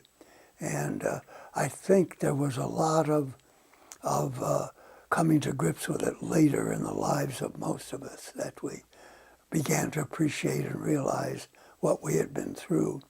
And that didn't help terribly much, but it did allow you in some sense to come to grips with what it had meant, especially the kind of suppressed memories you had of bad incidents that happened. How did it affect you? Did you walk away differently, both, emotionally and intellectually, do you think, from the war? I became, I think, as I look back, I think I went through a period of being very inward looking. And the other thing to be remembered is the pace of things from the moment you got out. In my case, I had to go back to undergraduate school to finish my degree. So I was back for a year. Then you jump right into graduate training. And graduate education was, at that point, so overwhelmed by numbers that everything was kind of compressed and brief and not terribly much time to digest things. And then you were scouting for a job. So that one had the impression that the pressure that had been building up in the war and the war service just kept on going, and that you never really had a chance to relax because now you were faced with tenure and the problems of tenure and the problems of publication and teaching, so that it exacted a toll. There's no question about it. We never really managed to relax because I suppose we did relax a bit when we finally got tenure, but even then it was very competitive because the password was publication. Right. And so you were constantly pressured to write and write and write. And you did. Yeah, you did, but I think I was fortunate enough in it to enjoy it, actually, enjoy the writing. But for a lot of my colleagues, they would manage it, but it exacted a price. It's hard to explain to people how difficult it is to write when when it simply has to be forced in a lot of ways. Right. Well, see, the difference is you're a writer. You're quite a good writer, which is not common among academics. Yeah, I'd always enjoyed writing from the time I was in grammar school to to the time I went to college. I enjoyed it very much, but some of my colleagues who loved the subject matter and were good teachers just couldn't write. Right. And it was tragic because they had a lot to give, and they couldn't get tenure because they hadn't passed this particular bar. And you also had, so you were at Harvard in the 1950s. Yeah. And this was when the academy was being purged. Oh, yeah. Stoughton Lynd, you may know, driven out of Yale, you know, Chandler Davis, I mean, a long list of great scholars and academics who were targeted from outside and within the academy and pushed out. And this was something that coincided with the development of your own formation as an intellectual and as a writer. And I wondered how that experience also affected you, because you held fast to a very kind of radical critique of... Well, I mean, I had a very peculiar experience when I got hired at Berkeley, because I didn't realize when I went there that the position I was taking was one occupied by a man who refused to take the loyalty oath. Oh. And I didn't know that at the time. And so when I did learn it, of course, I felt kind of guilty about the whole thing. Yeah, he lost the job. He quit. And it was, in one sense, you know, you sort of said to yourself, well, I don't worry about the loyalty oath because I've taken it in the military many, many times. So there's nothing new to me. But later on, you began to think about it more and realize that maybe there was a larger issue there than you thought, because it meant that you were accepting a certain orthodoxy from the outset, and that you weren't quite as free as notions of academic freedom suggested you were. And it was a kind of a rude awakening for a lot of us, I think, because, you know, we also were carrying the wartime propaganda about we represent the forces of freedom and open society and all the rest of it. And then to find ourselves really kind of cramped for expression in that very tense kind of post-war Cold War period. It was not a pleasant time. I didn't enjoy those years of teaching. It settled down later, but didn't settle down for much, because we then had the fracas of the 60s too, which was very disturbing and upsetting to all the academic routines. How much damage do you think those purges triggered by the McCarthy era in the early 50s did to the academy? I think it did a lot to people, almost, but often in ways they weren't quite aware of. It had a definite chastening and deadening effect on academic inquiry and political expression. And what happened was, I think the worst part of it, was that once that got into the air, it became normal. You accepted those things really unconsciously. When you say those things, what are you talking about? You're talking about how far you question government policies, how far you question dominant values, what you said about the economy, and things of that sort. And the problem was that you faced the students with a far less critical attitude than you should have had, and it took a long while, I think, to kind of disentangle yourself from that kind of coverage which the loyalty oath period gave to people. And since academic jobs then were scarce, you always, kind of swallowed whatever you had to swallow to get a job. So you may have been a radical in graduate school or undergraduate school, but you knew that you couldn't carry that torch as a prospective faculty member. I talked to Larry Hamm, who at Princeton organized the anti-apartheid movement. This would have been in the 70s. Yeah. And he said of roughly 500 Princeton faculty, there were only 3 or 4, yourself included, who joined those demonstrations. Yeah, that's true. We paid a price for it. I think the most humiliating episode for me was when some of the undergraduates were protesting Princeton investment in South Africa, and they wanted to present their case to the alumni. And the alumni had a meeting, and the kids were supposed to present it.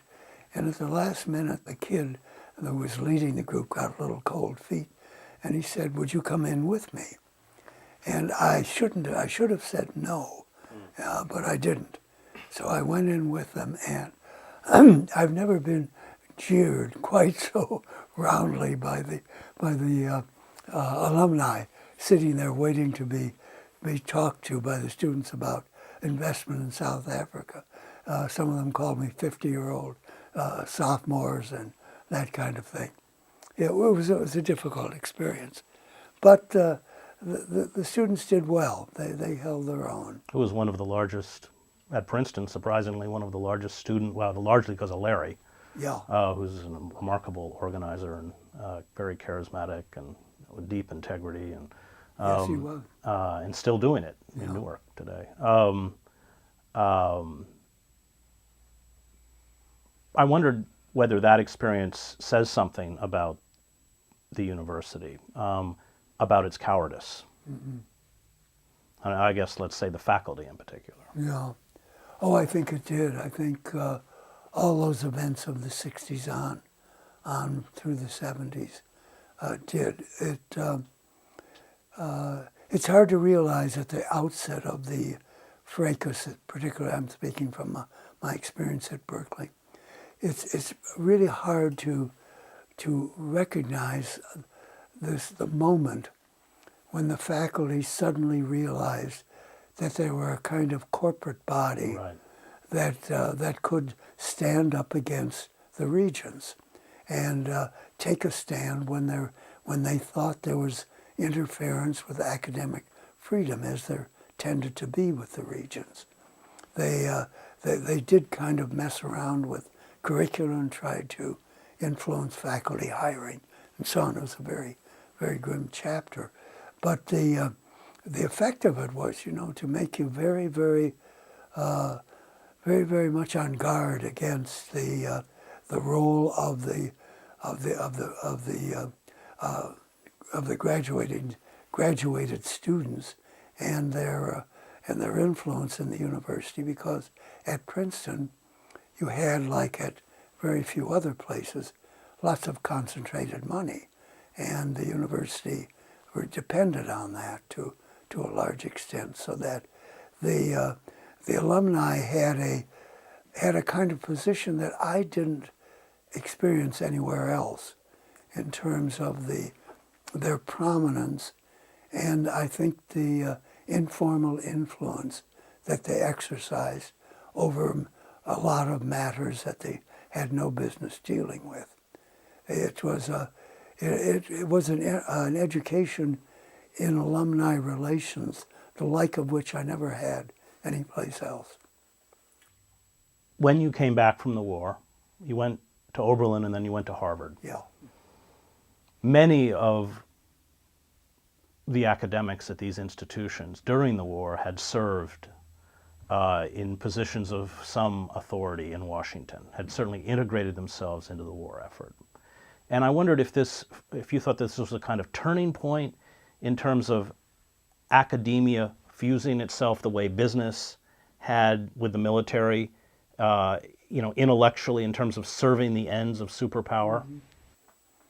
Well, I think it certainly had some influence in the sense that I guess one of the things that struck me at Harvard in terms of going to seminars where the professor had been active in Washington during the war was they were always interesting because of inside stories, but they were also really quite uncritical of anything that they either were doing or the government was doing during this period. In other words, there was no detachment that because they were so, in a certain sense, carried away by their own experience and their kind of self-assumption about their importance and so on, that I found some of the early years at Harvard experience with faculty to be very, very unnerving in a lot of ways. Now, it isn't true of all of them. Some of them, like, I don't know whether you knew Merle Feinsod or not, but Merle was chairman of the department. But he was a wonderful person, and he had been in Washington during the war with one of the agencies controlling prices and wages. But he never threw his weight around or tried to rely on Washington experience as the answer to all lectures. He was a very good man and a very, very serious academic. But others, like Bill Elliott, as I say, were just so infatuated with their own self-importance that I learned absolutely nothing from them in class, and I don't think any of the other students did. They never came prepared. They always would kind of talk off the top of their head, and more often than not, it would be autobiographical. And it just was a very disheartening kind of experience. I remember when I first came to Harvard in graduate school, there was a man who taught the history of political theory named Charles McIlwain. And McIlwain was of the old school. He was a very careful, very erudite scholar with very few, if any, axes to grind. And I, unfortunately, didn't come to Harvard till his very last year there, but I did manage to sit in on some of his lectures. Well, he was succeeded by another man, Carl Friedrich, who was so infatuated with himself and his self-importance and his role in the post-war constitutions that were written for the German states, the provinces, that he could hardly bother teaching you the subject matter and was much more concerned that you shared his experiences and his and the kind of role he had played in the post-war world. And I have never seen such a parade of academic egos in my life as that moment when so many of them were clearly so marked by the Washington experience. Well, I'm wondering if that isn't an important rupture for academia, going back to Julian Benda's Treason of the Intellectuals, where he writes about how, it is not the role of the intellectual to formulate policy, to adjust the system, but to stand back with a kind of integrity and critique it. Yeah. But you had that combination of the fusion of academia with Washington, carried forward in the 60s under Kennedy and others. Yep. Coupled with the anti-communism. And I wondered whether you thought that was a kind of radical break or a destructive force within academia when set against the pre-war. Well, it certainly cast a kind of set of constraints, many of which you didn't really recognize till later, about what you could teach, how you would teach, and what you wouldn't teach. And its influence was really simply very great because people, it's not so much what they said as what they didn't inquire into. Well, and also it's who's let into the club. Yeah. Oh, yes. Yes, indeed. Yes, indeed. I mean, Chandler Davis, one of our great historians, pushed out of Yale for his going on a peace delegation to Hanoi during the war, blacklisted, gets a law degree. He's still working on behalf of, at this point, prisoners and workers in Youngstown, Ohio. Mm-hmm. Please join me for part 6 of my interview with Professor Sheldon Wolin. We were talking about superpower, the way it had corrupted academia, especially in the wake of World War II, the increasing integration of academics into the power system itself. And I wanted to talk a little bit about the nature of superpower, which you describe as essentially the face of inverted totalitarianism. You say that with superpower, power is always projected outwards, which is a fundamental characteristic that Hannah Arendt ascribes to fascism, of totalitarian fascism, and that the inability, and she juxtaposes Nazi Germany with countries like Hungary, so that the nature of fascism in a country like Hungary is diluted because they don't have that ability to keep pushing power outwards.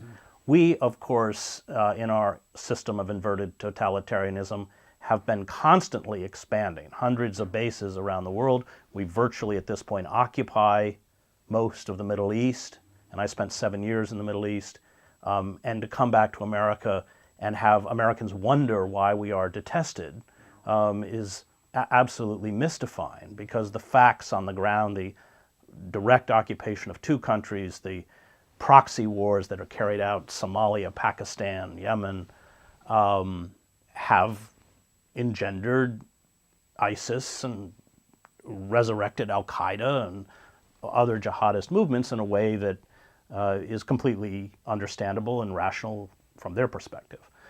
So I wondered if you could talk about what that quality of constantly projecting power outward does to the nation and to democracy itself.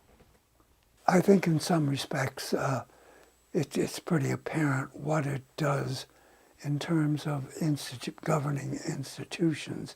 That is, it obviously enhances their power and it increases their scope, and at the same time renders them less and less responsible, even though we've kept the outward framework of elections and criticism and all the free press, etc.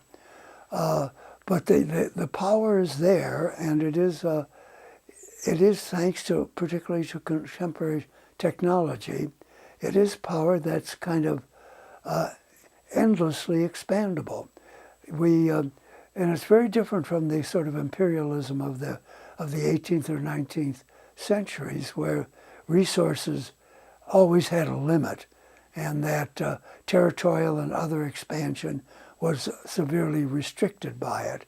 But now, expansionism is accompanied by an ability to impose cultural norms as well as political norms on populations that did not have them, and that has made a tremendous difference in the effect of the imperial reach, because it means that you can.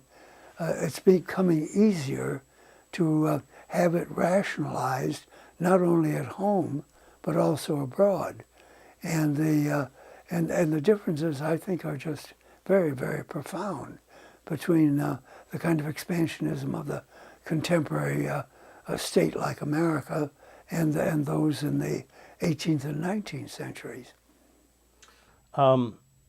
What are the consequences? You talk in Politics and Vision about, you mentioned Thucydides, and Thucydides raising up the figure of Pericles, who warned the Athenian demos that expansion, constant expansion, would ultimately destroy Athenian democracy by, in essence, bringing back the mechanisms for control, the harsh, violent mechanisms of control of empire back into Athens itself. And that, of course, is what we have done, from the use of drones to militarizing police forces to the security and surveillance state. What are the consequences, the physical consequences of superpower. You mean particularly upon the population? Right, upon us. Yeah, well, I think what it does is create an enormous chasm between the sort of pictures we have of, or are given, of what our system is in high school, grammar school, even college, and the reality of where we are. I think it's that disjunction that seems to me so kind of perilous, because it means that much of our education is not about the world, our world that we actually live in, but about a world that we idealize and idealize our place in it. That makes it very difficult, I think, for Americans to take a true measure of what their leaders are doing, because it's always cast in a kind of mode that seems so reassuring and seems so self-confirming of the value of American values for the whole world. And I think that it's that problem is such that you don't really have a critical attitude in the best sense of the word. I don't mean that the public is never disgruntled or the public is never out of sorts. I'm talking about a critical attitude which really is dealing with things as they are and not with a simple negativism, but is trying to make sense out of where we are and how we've gotten to be where we are. But it requires, I think, a level of political education that we simply haven't begun to explore, and I think it's become more difficult to kind of get it across to the public, because there's no longer what Dewey and others called the public. The public is now so fragmented and so almost comatose in so many ways that it becomes very difficult to reach them, and there are so many intermediaries of entertainment and diversion and so on that the political message, even when it's presented, which it is rarely, as some kind of public-spirited set of ideals, just gets lost. It's a very, very perilous period, I think, because I think the net effect of it is to render the political powers more independent, even while they proclaim their democratic basis. And of course, superpower creates a bureaucracy which operates in secret, virtually. I mean, and I think that is something that we have seen transferred back, that you're no longer allowed to peer into the internal mechanisms of power. And the Obama administration has been quite harsh in terms of going after those few whistleblowers, people within the systems of power who have reached out through the press. Edward Snowden would be an example, to allow the public to see the workings of power, misusing the Espionage Act, which was really the equivalent, I think, of our Foreign Secrets Act, to shut down this kind of lens into how power works. And that is, I think, the disease of superpower itself that has now been brought back, would you say? Yeah, I think that's substantially correct. The difficulty is really so enormous now in trying to educate a public to awareness of what is happening when there are so many countervailing methods of conditioning and informing that public that are quite concerned to prevent exactly that. And I think that I think it's very much a question of whether the whole idea of a public isn't in such jeopardy that it isn't really faced with a certain kind of antiquarian significance and nothing more, because the public has, I think, ceased to be a kind of entity that's self-conscious about itself. I mean, everybody may vote, and we say the public has expressed itself, and that, in one sense, in a quantitative sense, is true. But the real question is, did they, when they asserted themselves or voted in a certain way, were they thinking of themselves as a public, as performing a public act, a political act of a citizen, or were they expressing resentments or hopes or frustrations more or less of a private character? And I think that it's that kind of a quandary we're in today. And again, it makes it very difficult to see where the democracy is heading with that kind of level of public knowledge and public political sophistication. Well, the public is encouraged through the ethos of capitalism to express their interests. Yeah. And I think it's in Politics and Vision that you speak about how that fragmentation of the public is by design, that people are broken down according to their quote-unquote interests, not as a citizen within a democracy, but as a particular group that seeks to acquire certain rights, power, economic advantages. Yeah. And that fragmentation, which is assiduously cultivated, opinion polls become a way to do that, although, of course, modern public relations do it and campaigns do it, that rather than speak to a public in a presidential campaign, you target quite consciously these public relations mechanisms within the campaigns will target these fragments to keep them fragmented. Yeah, I think that's true, and I think that's a very significant development where the notion of a public had always assumed a kind of cohesive character and some kind of set of commonalities that justified describing it as a public. But I think that that day has long since gone because of precisely what you described, that is the fragmentation of it, deliberate fragmentation of it, and the skill with which you can slice and dice the public into smaller fragments that can be appealed to while holding that fragment in relative isolation from what's happening to the other fragments or to the society as a whole. Yeah, it's you can target now in a way that you couldn't before.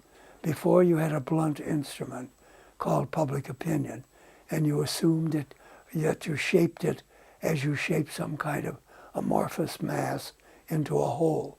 But that's not it anymore. It's far more sophisticated, far much more aware of lines of distinction that set one public against another, and that you had to be careful not to ruin your own case by antagonizing one public that you needed for your cause, so that it's become a highly sophisticated operation that has no counterpart, I don't think, in our previous political history. It makes Walter Lippmann look benign. Yeah, it certainly does. Yeah, I mean, his public is still a coherent whole, even if it's a little crazy. And I think what's frightening is the way not only the public has been fragmented, but the way that these fragments are manipulated to be turned one against the other. So, for instance, corporate capitalism strips workers of benefits and job protection, pensions, medical plans, and then very skillfully uses that diminished fragment to turn against public sector workers, such as teachers, who still have those benefits. So the question doesn't become, why doesn't everyone have those benefits? The question becomes, to that fragment which is being manipulated by forces of propaganda and public relations, you don't have it, and therefore they shouldn't have it. They shouldn't have it. Yeah. And I think that's an example of what you were speaking Yeah, about. I think that's accurate. The ability of the fragmentation strategy is really quite astounding, and it's that we've got such sophisticated means now of targeting and of fashioning messages for specific audiences and insulating those messages from other audiences, that it's a new chapter. It's clearly a new chapter, and I think that it's fraught with all kinds of dangerous possibilities for any kind of theory of democracy, which requires, I think, some kind of notion of a public sufficiently united to express a will and a preference that of what it needs and what it wants. But if you're constantly being divided and subdivided, that's an illusion now that there is a public. And the amazing thing, it seems to me, is that the ruling groups can now operate on the assumption that they don't need the traditional notion of something called a public in the broad sense of a coherent whole, that they now have the tools to deal with the very disparities and differences that they have themselves helped to create, so that it's a game in which you manage to undermine the cohesiveness which publics require if they are to be politically effective, and you undermine that, and at the same time you create these different distinct groups that inevitably find themselves in tension or at odds or in competition with other groups, so that it becomes more of a melee than it does become a way of fashioning majorities. And this was quite conscious, the destruction of the public. Oh, absolutely. Absolutely. I mean, again, it's that theme we've talked about. They're capable of doing it now. That is, of dealing with fragmented publics who aren't aware of their ties to those fragments, but everybody feels sort of part of a group that has no particular alliance with another group. And the cultivation by the dominant forces of that sense of victimhood of your group. Yeah. And that victimhood is caused by another fragment. Yeah. I mean, that, of course, characterizes the right wing. Yeah. The reason for our economic decline and our social decline is because of undocumented workers, or because of liberals, or because of homosexuals, or whatever. Yeah. Yeah, no, that's a time-honored strategy of really not only divide and conquer, subdivide and conquer. Well, they were good students of Hobbes, I guess. Yeah, yeah, better than they know. Thank you very much. Stay tuned for part 7 of my interview with Professor Sheldon Wolin. He is the author of several seminal works on political philosophy, including Politics and Vision, Democracy Incorporated, and a book on Tocqueville. And it's Tocqueville who, I think, expresses this notion of participatory democracy that you embrace. And I wondered if you could explain what that means and set it against what you call, I think, manufactured democracy. Well, Tocqueville discovered I mean, he didn't invent the notion, but he discovered the significance of viable local self-government, and he insisted that that a democracy, if it were to avoid the pitfall of becoming a mass democracy, would have to zealously protect and nurture these smaller groupings whether they be municipalities, religious groupings, or economic groupings of one kind or another, but that these were the major forces for offsetting the drive of modern power towards concentration and control. So that that was the basic struggle for him, was between these two forces. And he saw in the New England town meetings and in the New England local self-government schemes the answer to how you kept democracy alive. You kept it alive locally, and that the effect of keeping it alive locally was to dilute the significance of majority rule at the national level. Tocqueville feared majority rule because he thought it meant uniformity of belief imposed by the power of the majority.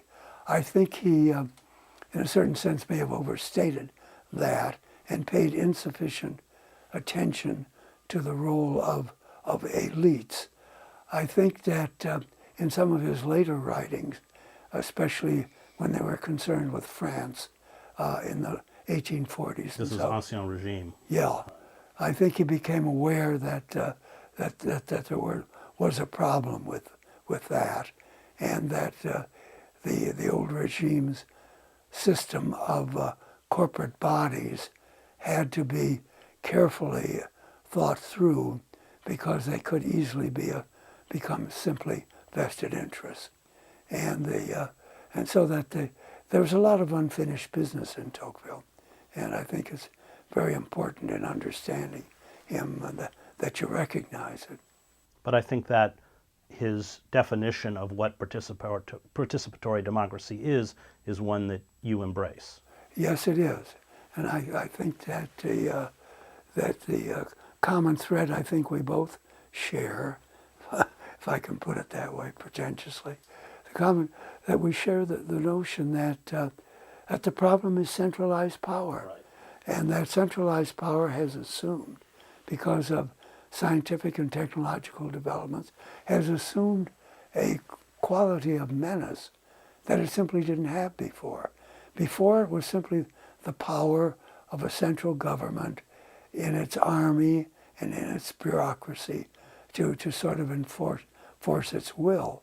But now it's much more than that. It's the ability to shape and direct society in a fashion that's much more of a lockstep thing than was ever conceived by Tocqueville. And this was Lenin's genius, and that as a revolutionary he understood that. Yes, he did. Yes, he did. And it is at the same time the tragedy of Marx, because he both understood the Lenin point of view, but he also understood the point of view of more participatory kind of institutions. And I think he never managed to overcome that, because he thought that revolution required mass movements, mass organization, and that once you got there, you didn't know what to do with it after the revolution, except sustain it in certain institutions, and that the problems of participation and the kind of experience Marx wanted people to get in running government, in running economic institutions, was becoming increasingly more difficult. And what Lenin grasped is that the goal was to seize those centers Yeah. of power, Yeah, destroy the Soviets, Yeah. destroy autonomous power, yeah, and in essence harness that system which you talk about, that Yeah. complex system, to his own ends. yeah. And to simplify it in doing it. I mean, not just take it over, but refashion it in a way that was harmonious with this kind of central regime he wanted. In other words, you didn't just take over local institutions and local parties and so on and so forth, which had their own histories and ideologies and practices, but you reshaped them. and you reshape them in accordance with a centralized power system that Lenin, I think, very unfortunately, led towards uniformity. Because I think he saw, or thought he saw, that uniformity was also a key to exercising power in a way that could change a whole society, a way that you could not do it if you kept recognizing differences, tolerating them, even encouraging them. Well, he didn't tolerate any differences at all, starting with Bakunin. No, he didn't. he certainly didn't. Adam Wolin, in his great book on Lenin Bolsheviks, said that the only people that Lenin finally admired deeply were quite successful capitalists. Yeah, because they had accomplished in the capitalist world what he was seeking to accomplish. In that uniformity and that complete hierarchical, repressive and unforgiving system that in many ways just became a form of state capitalism. Right, true enough. You had published, I think it was for 5 years, this journal, Oh, yes. Democracy. I see you have the great historian Arno Mayer contributed to this. Yes, he was on the editorial. He was on the 1982, which must have boosted your esteem and popularity at the politics department at Princeton. Oh, yes. Oh, yes. I remember once when I was editing that journal, I left a copy of it on the table in the faculty room, and hoping that somebody would read it and comment. I never heard a word. No. And during all the time I was there and doing Democracy, I never had one colleague come up to me and either say something positive or even negative about it. It just absolute silence. What you did? It was 5 years that you did it. Yeah. And why? Why did you see the need for this journal? Well, I saw a need for it because I thought a couple of things. I thought political theory had to justify itself, not just as an historical discipline that dealt with the critical examination of idea systems, but also that political theory had a role to play in helping to fashion public policies and governmental directions, and above all, civic education, in a way that would further what I thought to be the goals of a more democratic, more egalitarian, more educated society. And I assume that's because you saw within the intellectual landscape that was not being addressed. I didn't think it was. I mean, I had respect for the people, especially at The Nation magazine, which I thought was trying very hard. My problem with The Nation, I thought, was that it was, I hate to appear this way, but I didn't think its intellectual level was very high. And that mattered because its arch enemy, the New Republic, whatever you may think about its politics, managed to attract intellects of a pretty high order. And that meant that the liberal radical case was not being presented at its best, and that it was mostly a kind of responsive set of reactions to what the government was doing or what capitalists were doing, but had no coherent idea of what they really wanted to get to in terms of a just and more equal society. Were you seeking to do what Dwight MacDonald did with politics? A bit. I admired his work. I thought he was a real groundbreaker. And I certainly did learn from him about trying to do something like this. I think he's underappreciated. Yeah. Very much underappreciated. He was a little quixotic, but... Do you know the great story about him and Trotsky? He was not orthodox in any of his beliefs, but for a while he was a member of the Trotskyite party. But of course he kept writing things that Trotsky didn't approve of until a letter came from Mexico from Trotsky, said that everybody has the right to the stupidity of their own beliefs, but Comrade MacDonald over-abuses the privilege, and he was expelled. But But he did very much what you did, and he attracted the kind of intellectual, radical thinkers, I mean, everyone from Orwell to Hannah Arendt to Bedelheim, who were not being Yeah. published. And I know you had written for a while for the New York Review of Books, Yeah. and with the rise of that neoliberal embrace of what became corporate capitalism, were essentially dropped from, if we want to call the New York Review of Books, the mainstream. Yeah, it did. It was too bad. I enjoyed that relationship, and it was a long-standing relationship where I was a contributor almost from the first edition of the New York Review of Books. The kind of interesting about my rupture with the New York Review of Books, it came about, although it was probably festering, because I was moving more towards the left, they were moving more towards the center. The rupture came when one of the editor's friends in the New York Circle of Intellectuals wrote a book on education. And Bob Silver gave it to me to review for the New York Review of Books. And I thought it was not a very good book, and I thought that it was not even a liberal view of educational reform. And I said so in it. And he refused to publish it. Well, what's so interesting is that the author of that book, about a decade later, publicly disowned the book because she too regarded it as not really sufficiently advanced or liberal in its viewpoint. But that was 10 years later. It didn't do me any good. But the relationship was good while it lasted, and I certainly owe Silvers a great debt in giving me a chance very early to write for a large audience. When you talk about participatory democracy in an age of superpower, in an age of inverted totalitarianism, how is that going to now express itself within that superstructure? Well, I think it will express itself.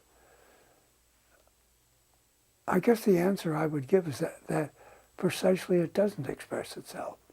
I think it's shaped and it's allowed only the outlets that are conceived to be consonant with the purposes of those in power, so that it's not autonomous anymore in any significant sense.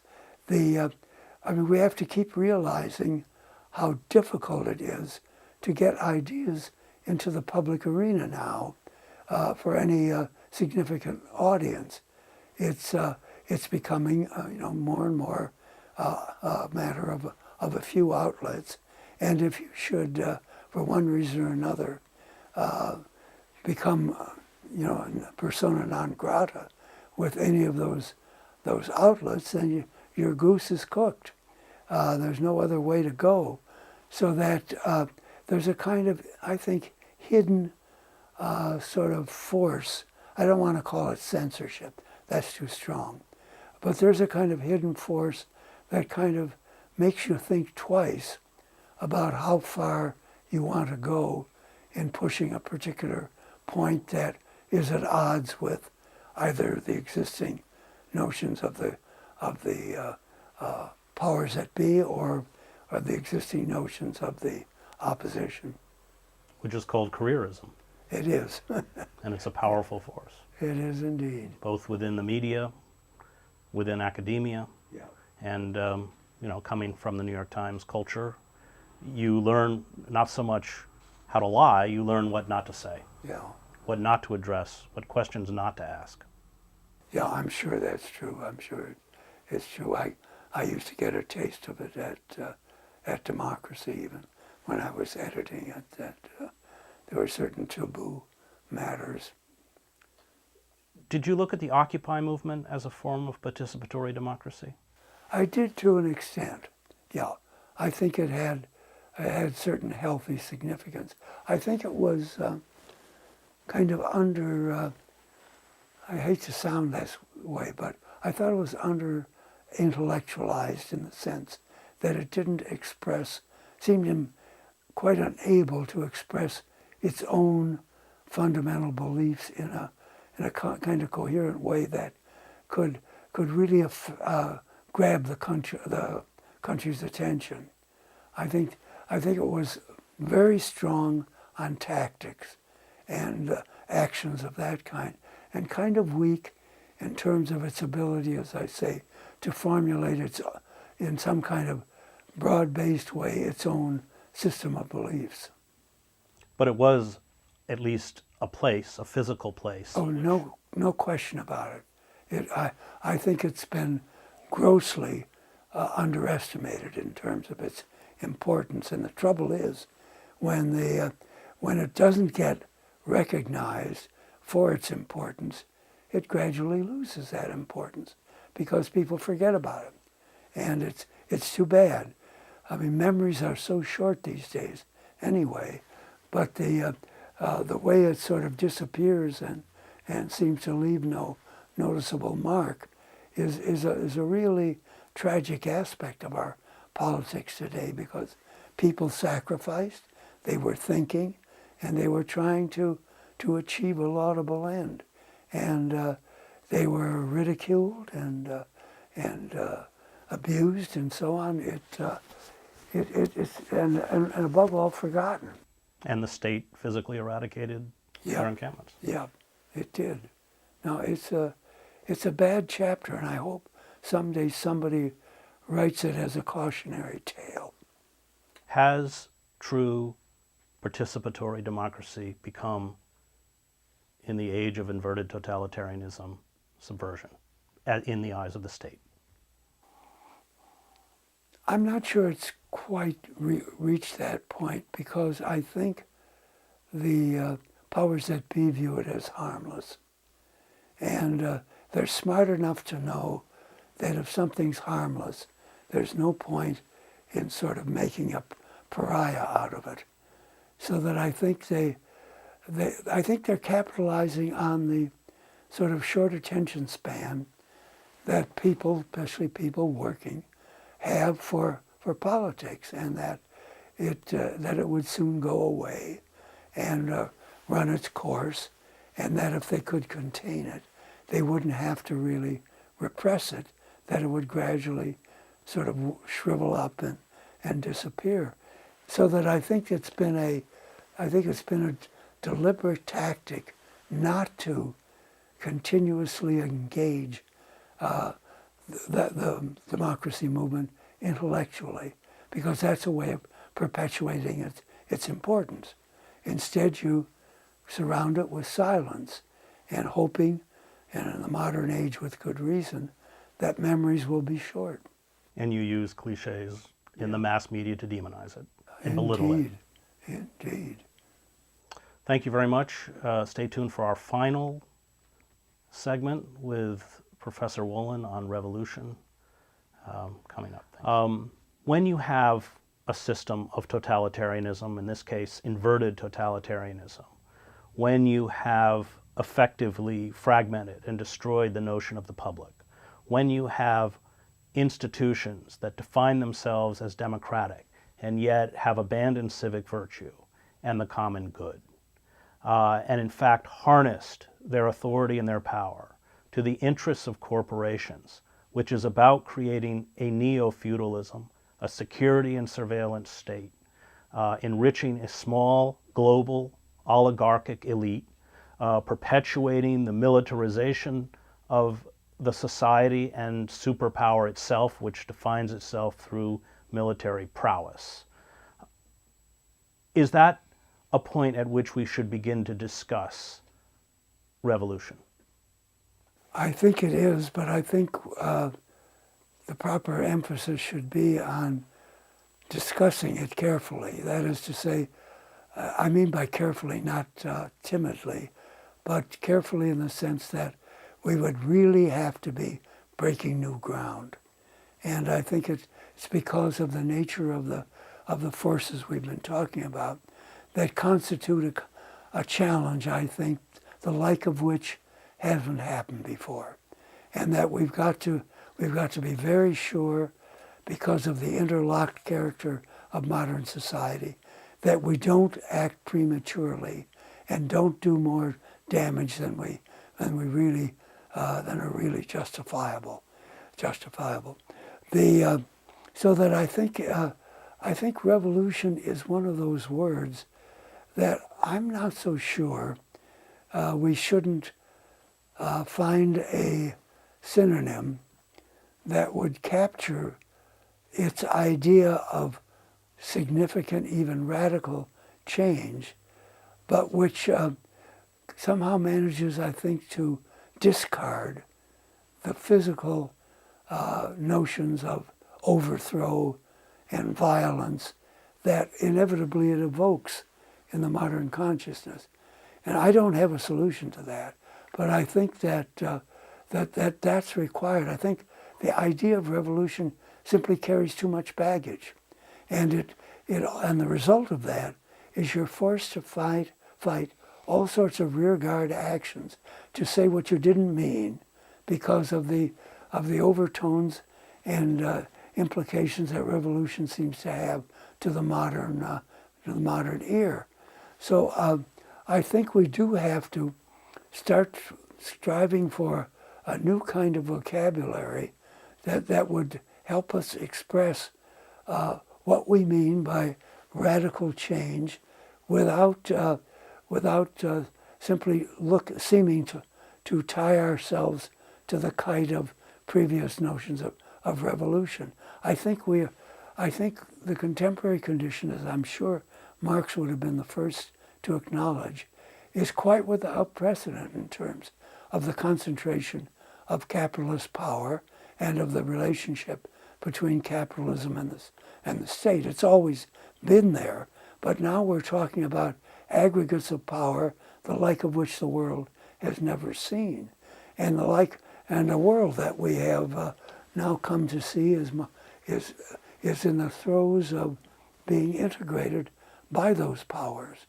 So it's I think we really have to know when we're being trapped by our own language and need to, at crucial points, hold up that language for scrutiny and say maybe it needs to be rethought in a different direction or need to be modified in a serious way so that we're really making contact with what the world actually is. And yet in the archaic sense of the word, it's about a cycle. Revolution is about coming back. Yeah. In this sense, coming back to participatory Yeah. democracy that we've lost. Yeah. And the popular notion of revolution, which you correctly point out, does not bear much resemblance to the historical reality of revolutions, in the sense that most revolutions, although violence are certainly part of it, most revolutions are finally nonviolent, in the sense that you have the armed forces, in the case of the Cossacks going to Petrograd, in the Paris Commune, where the National Army refuses to turn in their arms and creates the Commune in 1871 in Paris.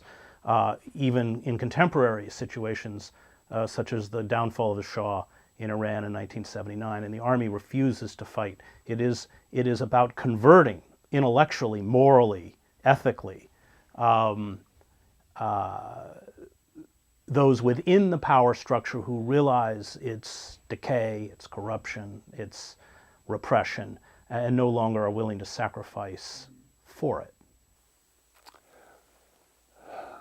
Well, I guess I'm not quite certain.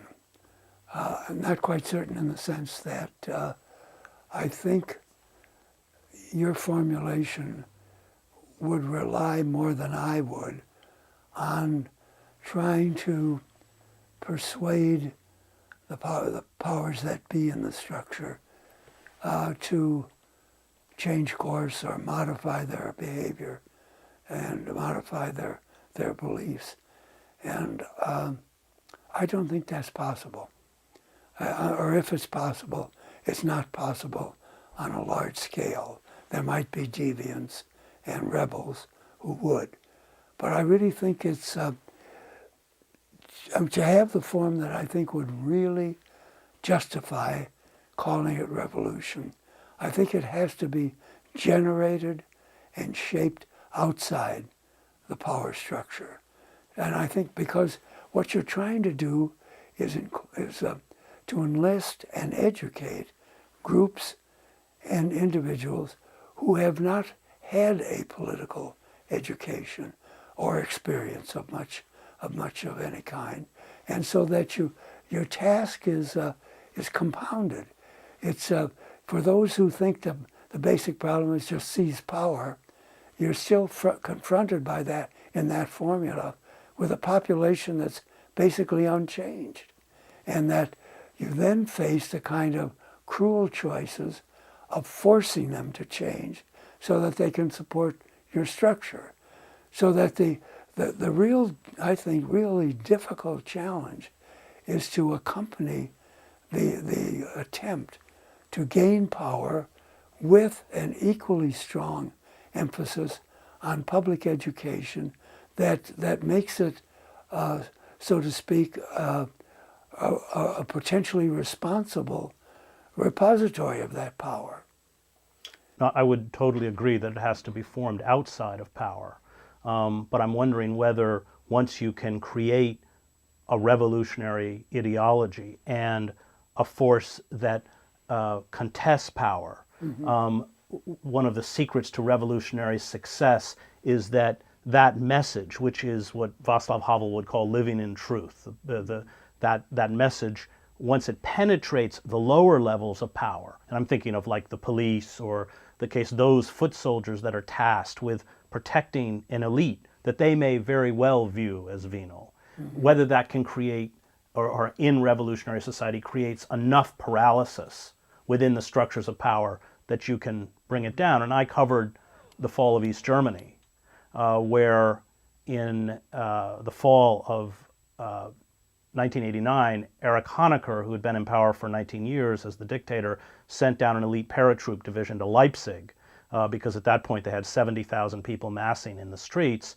And when that paratroop division refused to fire on the crowd, the whole apparatus of the Stasi state crumbled almost, at such a dizzying speed, none of us could keep track of it, and Honecker was out of power within a week.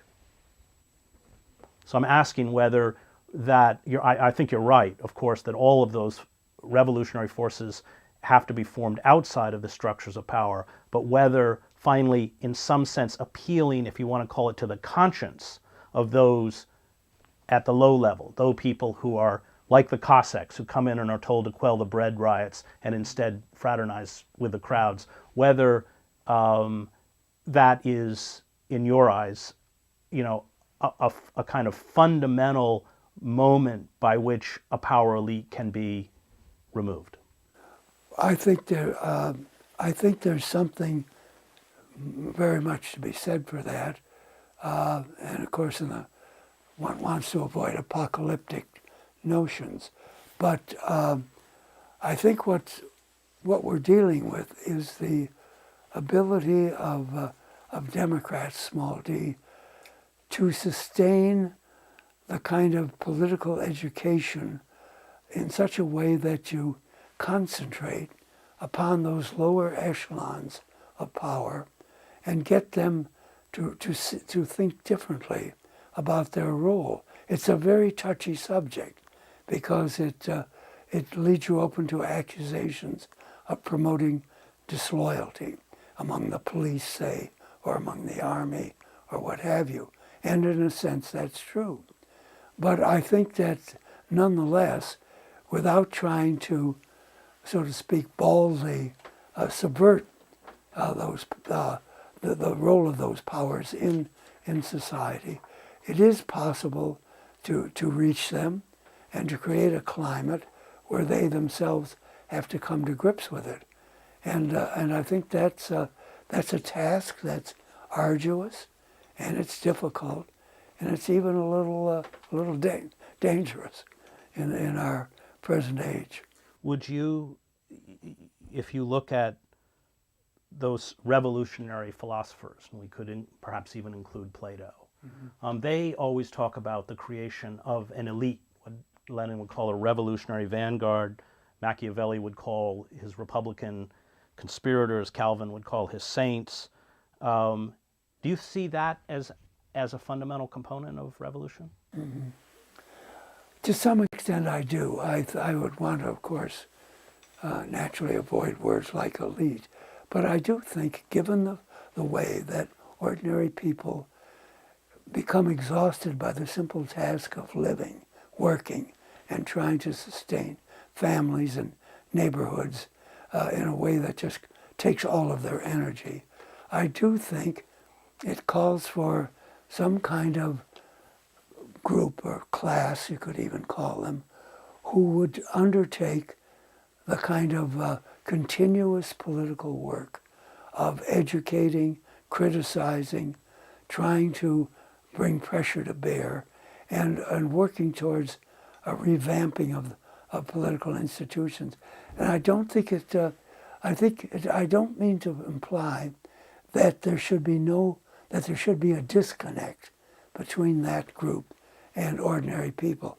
I do think it requires that you recognize that such a group is necessary, and that the second task is to make sure that there are open lines of communication, of contact, of meetings between leaders and the people, such that there's never a sense of estrangement or alienation, such that the leading groups feel they're free to pursue the good as they see it, and for the good of the masses who do not.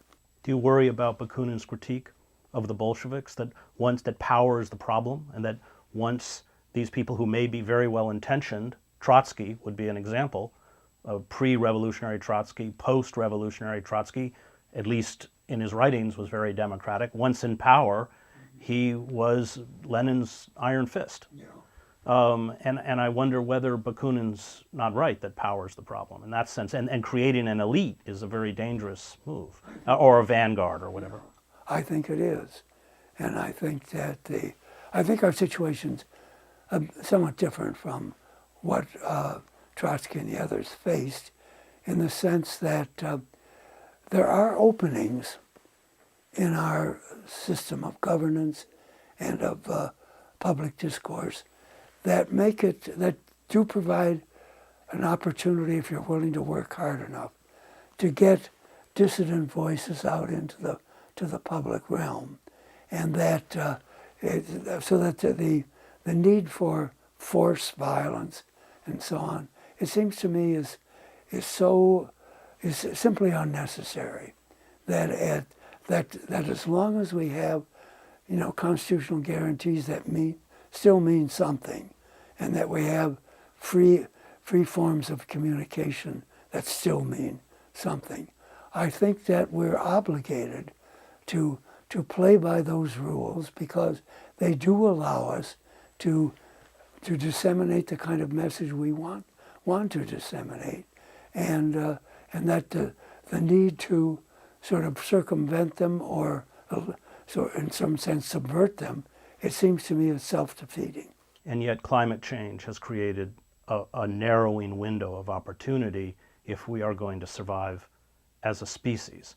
And unfettered, unregulated corporate capitalism, which commodifies everything from human beings to the natural world, and this comes out of Marx, will, without any kind of constraints, and it has no self-imposed limits, it will exploit those forces until exhaustion or collapse. And we are now seeing the ecosystem itself teetering on collapse. Yeah. No, it's true. And I think, but I don't really see any other solution than to really put your chips where an enlightened public would take a stand. And I think the problem to some extent is that there are enlightened publics in this country, but there's no concerted general movement which can profess to represent a large body of opinion that's opposed to these kind of developments you just described. And I think I think it's a certain lack of organization, not in the sense of following previous prescriptions of organization, but of trying to find methods whereby power, ordinary people and their power can be brought to bear in ways that will deter and dissuade those who are in a position to influence these decisions. Because time, as we all know, is running out. Right. And that if we continue along the same course, I'm afraid the result is not simply going to be environmental disaster. It's also going to, I think, feed in an unhealthy way. It will feed an outcry for really forceful government, right. And not in a necessarily democratic way. And yet if we don't respond, it is, in essence, collective suicide. It is indeed. Now Weber has a very bleak view in the age of bureaucracy. Yeah. And what he actually talks about the banishment of mystery. Yeah. And as a former theologian, that is really the banishment of the sacred. Nothing has an intrinsic value. Everything only has a monetary value. Weber, like Rawls, is scathing about allowing a capitalist class to even ever assume power. And Weber writes in Politics as a Vocation, which you cite in Politics and Vision, that the very figure that he holds up as a political hero, who resembles the classical hero, is some way, and holds on to civic virtue, can never overcome what the Greeks would call fortuna. Mm-hmm. And that finally you live in a world where you have the necessary passion of those who would carry the common good within them, thrown up against this massive monolith, this impersonal monolith of bureaucracy. And I wonder if, and because that is the reality, a reality that in many ways Weber discovered, and he, like, I think if you go back to classical writers like Augustine, would argue, and you know Weber better than I, but would argue that in some sense, or at least my reading of it is that in some sense he's calling for those of us who care about the common good and civic virtue to stand up in the face of a very bleak reality. And again, Augustine would do this while saying that in the end you can never create the kingdom of God, the city of man, city of God. And yet it finally becomes just a moral imperative. Whether you can actually succeed or not succeed, I don't know if that's a fair characterization of Weber, is not really the question. The question is, how do you retain your own moral integrity in the face of these horrifically destructive forces? And in some ways, the question is not, can we succeed? And reading Weber, I think in some ways he would say you probably can't, but that you must resist anyway. I think that's a fair reading of him. I think that that for Weber, the truly important civic virtues were just exactly the ones that would assert themselves at a time when basic institutional values were at stake and human values were at stake, and that you don't win, or you win rarely, and if you win, it's often for a very short time, and that that's why politics is a vocation for Weber. It's not an occasional undertaking that we assume every 2 years or every 4 years when there's an election. It's a constant occupation and preoccupation. And the problem, as Weber saw it, was to understand it not as a partisan kind of education in the politicians or political party sense, but as in the broad understanding of what political life should be and what is required to make it sustainable. And so that he's calling for a certain kind of understanding that's very different from what we think about when we associate political understanding with how do you vote, or what party do you support, or what cause do you support. Weber is asking us to step back and say what kind of political order and the values associated with it that it promotes are we willing to really give a lot for, including sacrifice. And I think that it's that distinction between the temporary and the transient, and what's truly of more enduring significance, that sets Weber off against the group he hated, the relativists. He's calling us to a life of meaning. Yeah. Which you have exemplified. Yeah. Well, thank you very much, My Professor pleasure. Wolin. It's been a tremendous honor. You have had a tremendous influence on myself and many other, Cornell West and many, many others, and not only because of the power of your intellect, but the power of your integrity. Well, thank you. I've enjoyed it very much, and I thank you for the opportunity to talk.